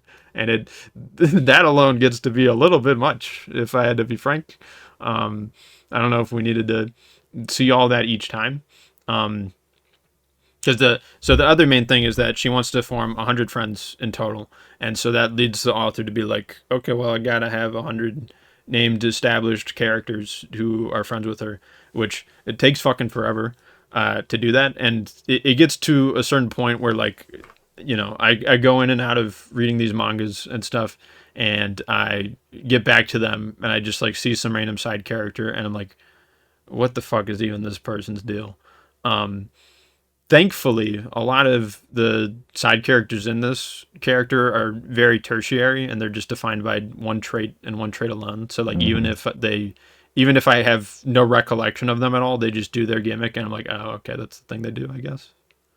Um, which those characters are usually not funny. Honestly, the best parts of it is the romance, surprisingly, because it is that like popular, most beautiful woman ever with just the most normal dude, which Yeah. anime manga series love to do. This Mm-hmm. is a good version of it, I would say, because the romance does actually have a lot of cute moments with it, and also funny ones too.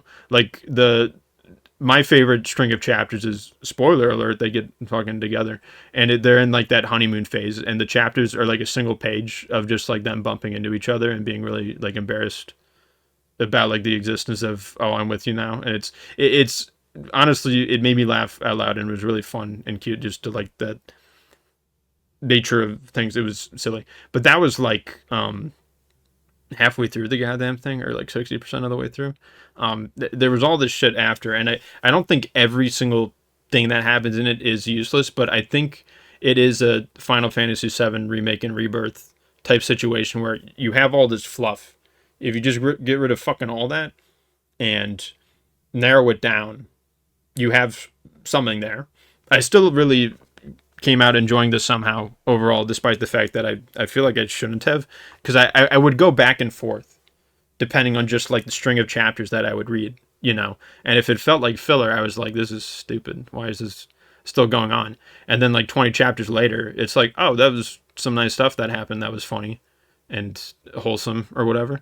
And then another 20 chapters go by, and I'm like, why am I still reading this? You know what I mean? Yeah. It would just like eventually sort of go back and forth like that. So that's the main thing I would say. It was, if a good chunk of it was cut down, you don't have to like set up this goal of I need 100 friends, like from the perspective of the author, to be like, and now I need to establish 100 people. You could just be like, just fucking like Ash Ketchum catches like 100 billion toros in one episode. Just do that for like, I befriended the entire basketball team. I don't hear their names on a singular panel because I helped them do this random thing. Fucking a dozen people right there. You know what I mean? Versus like whatever it ended up doing for 500 or 700 chapters or something. Yeah, almost a decade. It's a long read. Which you've read this, right? I've read it. I don't think I ever finished it, just because I was done with it. I read it for like 5 years, and I was like, I'm it has done its with moments beyond the halfway point. Yeah. I believe it. I think. Did you see them become a couple and like all the I did see them intro become stuff a couple. with that? Because that's probably Yeah. the best part. Yeah. So I got to that, and I felt like I didn't need more. I was reading for that. And yeah, there's still took some a good long moments with that time to get happen where there. he's like hanging out with her family and stuff like that. And like the stuff with the brother and like their parents. Oh yeah. They're quite funny. I've read a decent amount of chapters with them.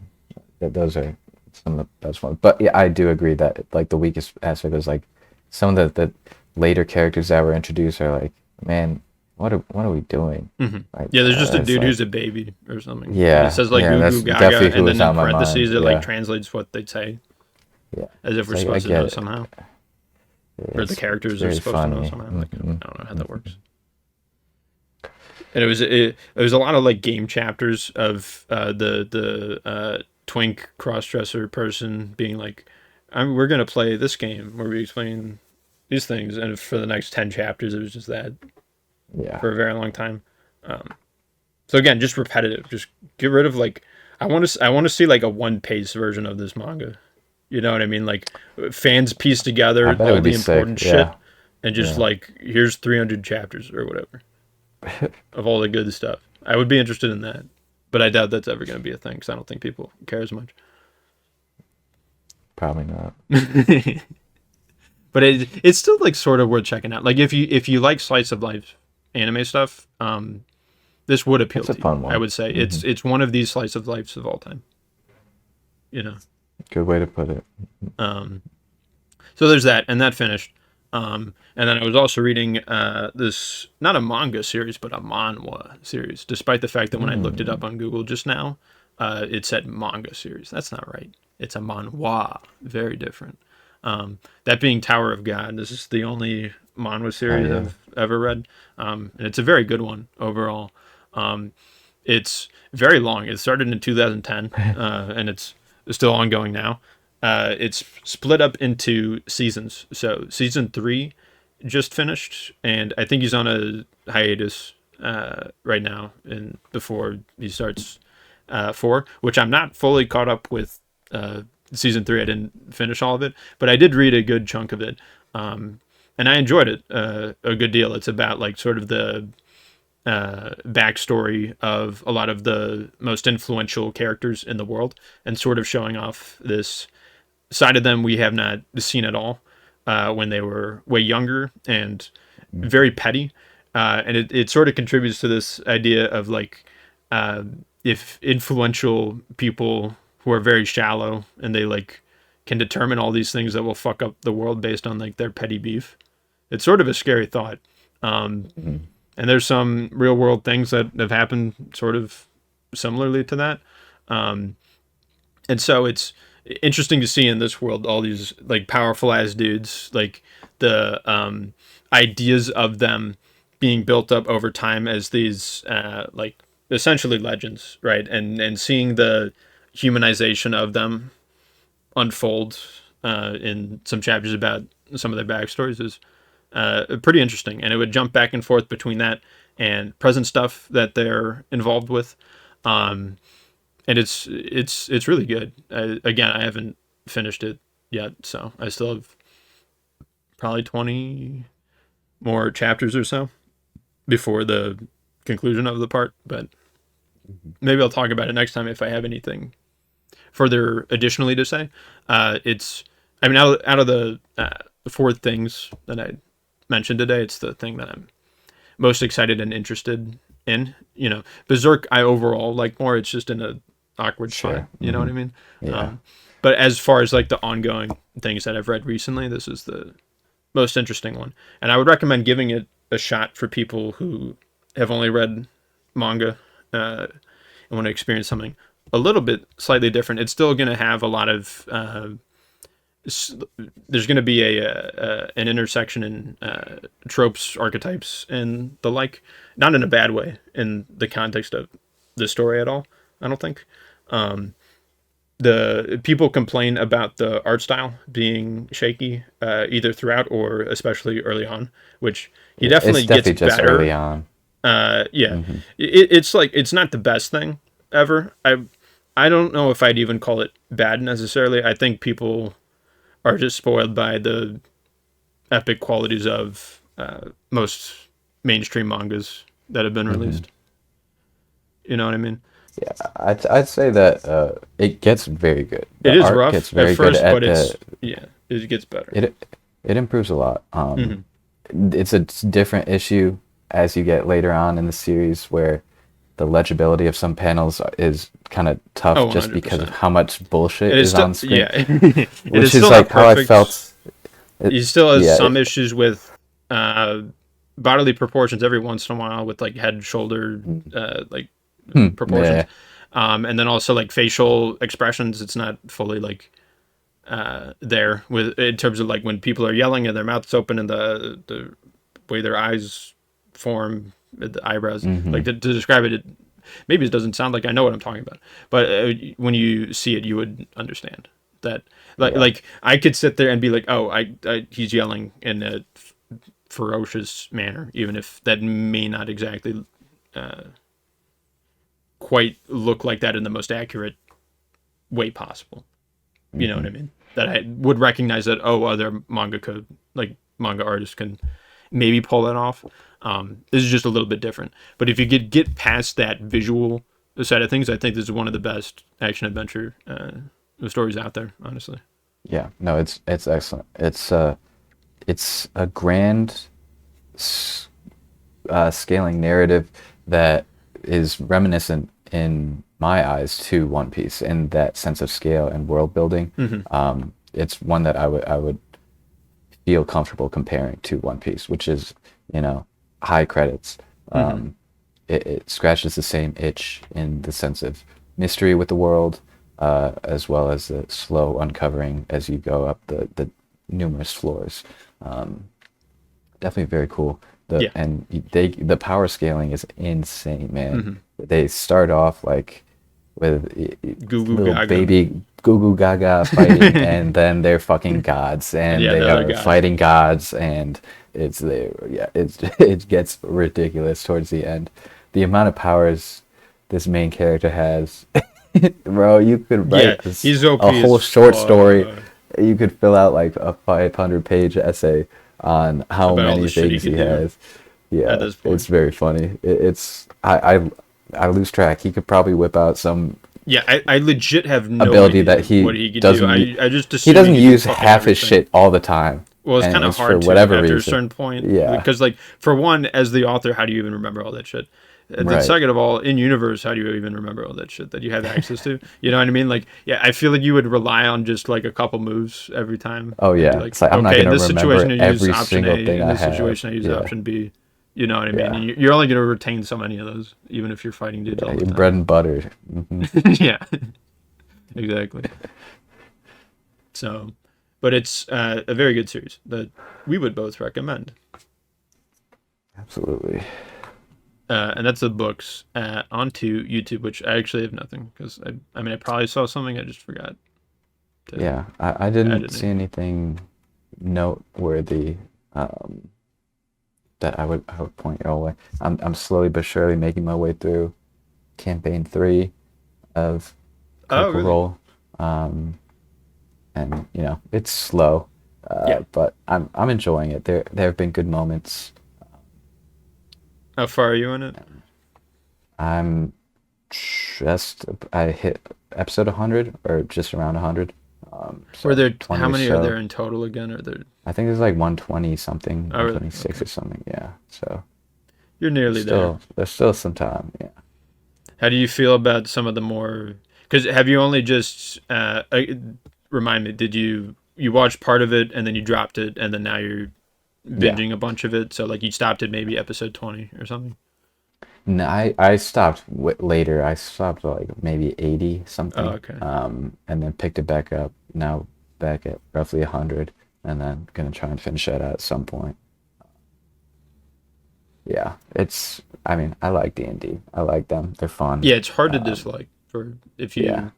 like the role play aspect of it and the balance of the serious moments and comedy, which they sort of do. What's interesting about campaign 4 so far is that it's very serious from the beginning. And I watched the first episode of Mhm. campaign 1, and yeah, it does seem very serious, very kind of narratively focused, Yeah. and kind of everyone's in on the same page. We're trying to build a Yeah. story.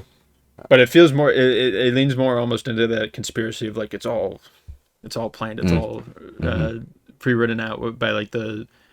I feel like the ways on that it unfolds because it's interesting because it is that West March's approach, which I only know about that from Matt Colville explaining it to me in a YouTube video. Not to me specifically, but just me watching a video of him explaining what that even means. So I think it's really cool that campaign 4 is doing that because I feel like something like that is very like not necessarily inaccessible, but just it's not really something people do anymore. That sort of campaign structure.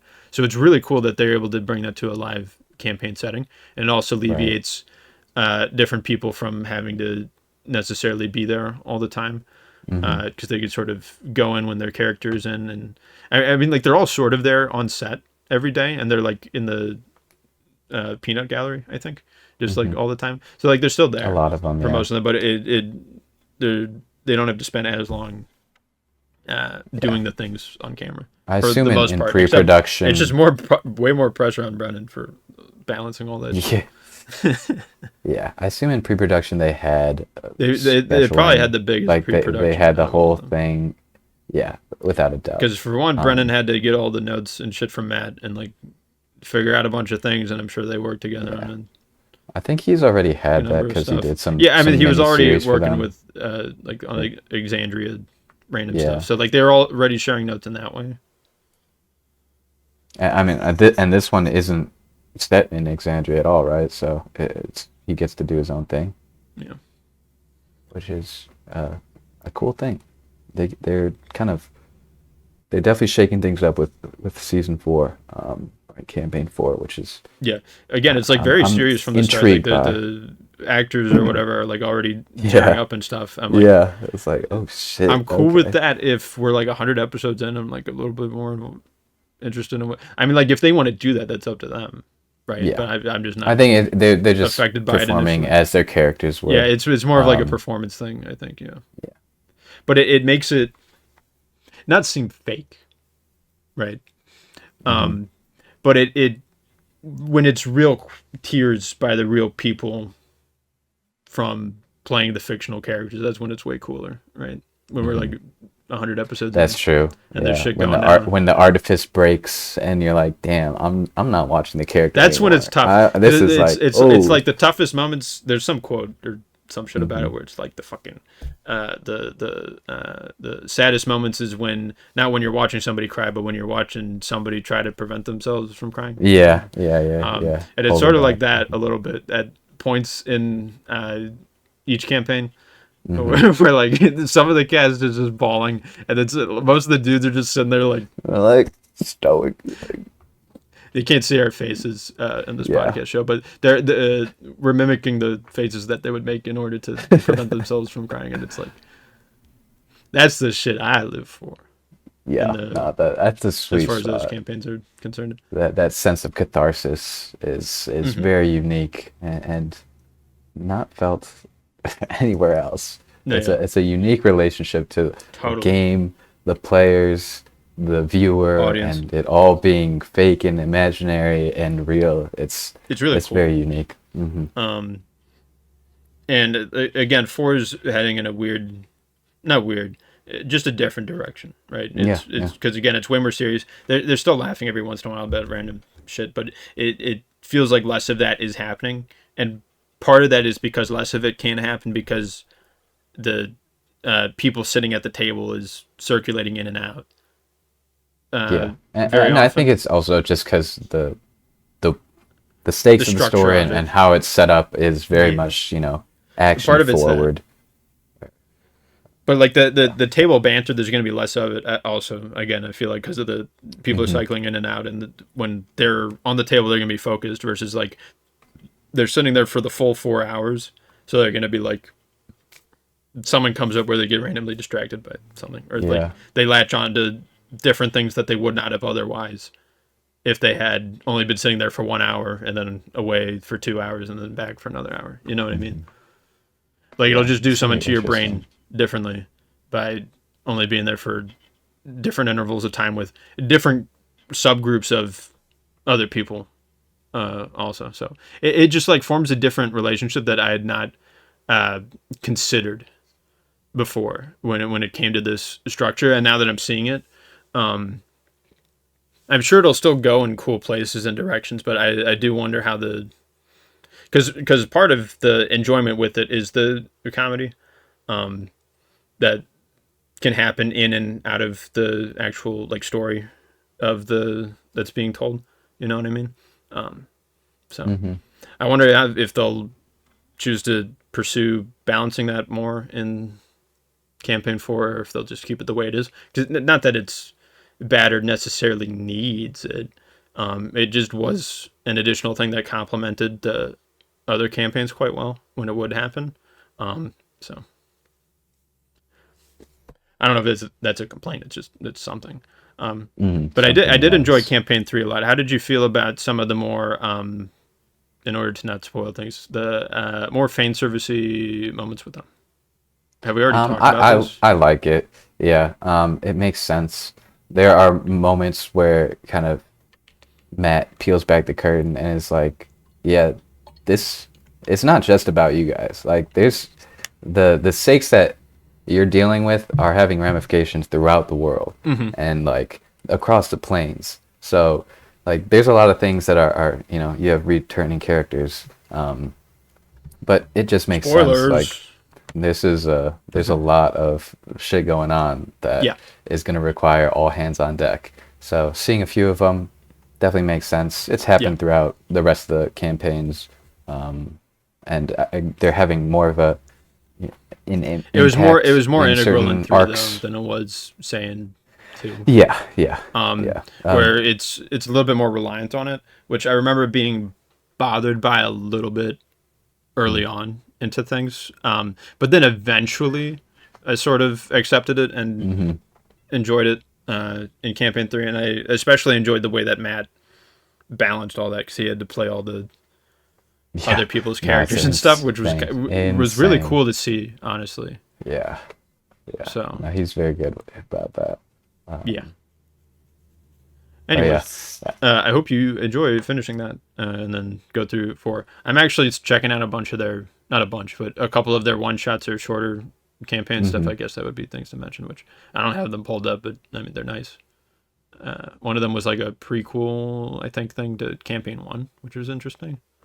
Where Brennan DM'd and Matt was a player. It was somewhat recent. I forget what it was called. Anyways, we like Dungeons and Dragons live campaigns. And if you have not checked out any of them, go to Critical Role Campaign 1 and begin your epic journey. That will take you several years of your existence. It is over 1,000 Don't hours. skip to Campaign 2 or 3. If you read on the internet and people are like, bro, Campaign 1, the fucking audio sucks. It's the most emotionally resonant one, in my opinion. Well, you don't understand what you're missing on. You know, they're all good. Anyways. Yeah, it's the most authentic, I think. 100%. It's the least produced before all these fucking, they got all these fucking managers and ghost writers creating the whole story for them now. It's like the gaming industry just gets flooded with all these people, and it's like it's way less genuine, man. It's like the film industry. It's like every industry right now. Yeah, it's just the world we're living in, man. It's like the poo-poo doo-doo industry, man. Like all the poop I have is way worse than it was 10 years ago. Damn, man. What the hell are you gonna do about that? Fuck. Anyways, this episode is over. Thank you for watching, and we hope you have a good time of day. Insert time of day of your current time of day here. So, thanks and bye.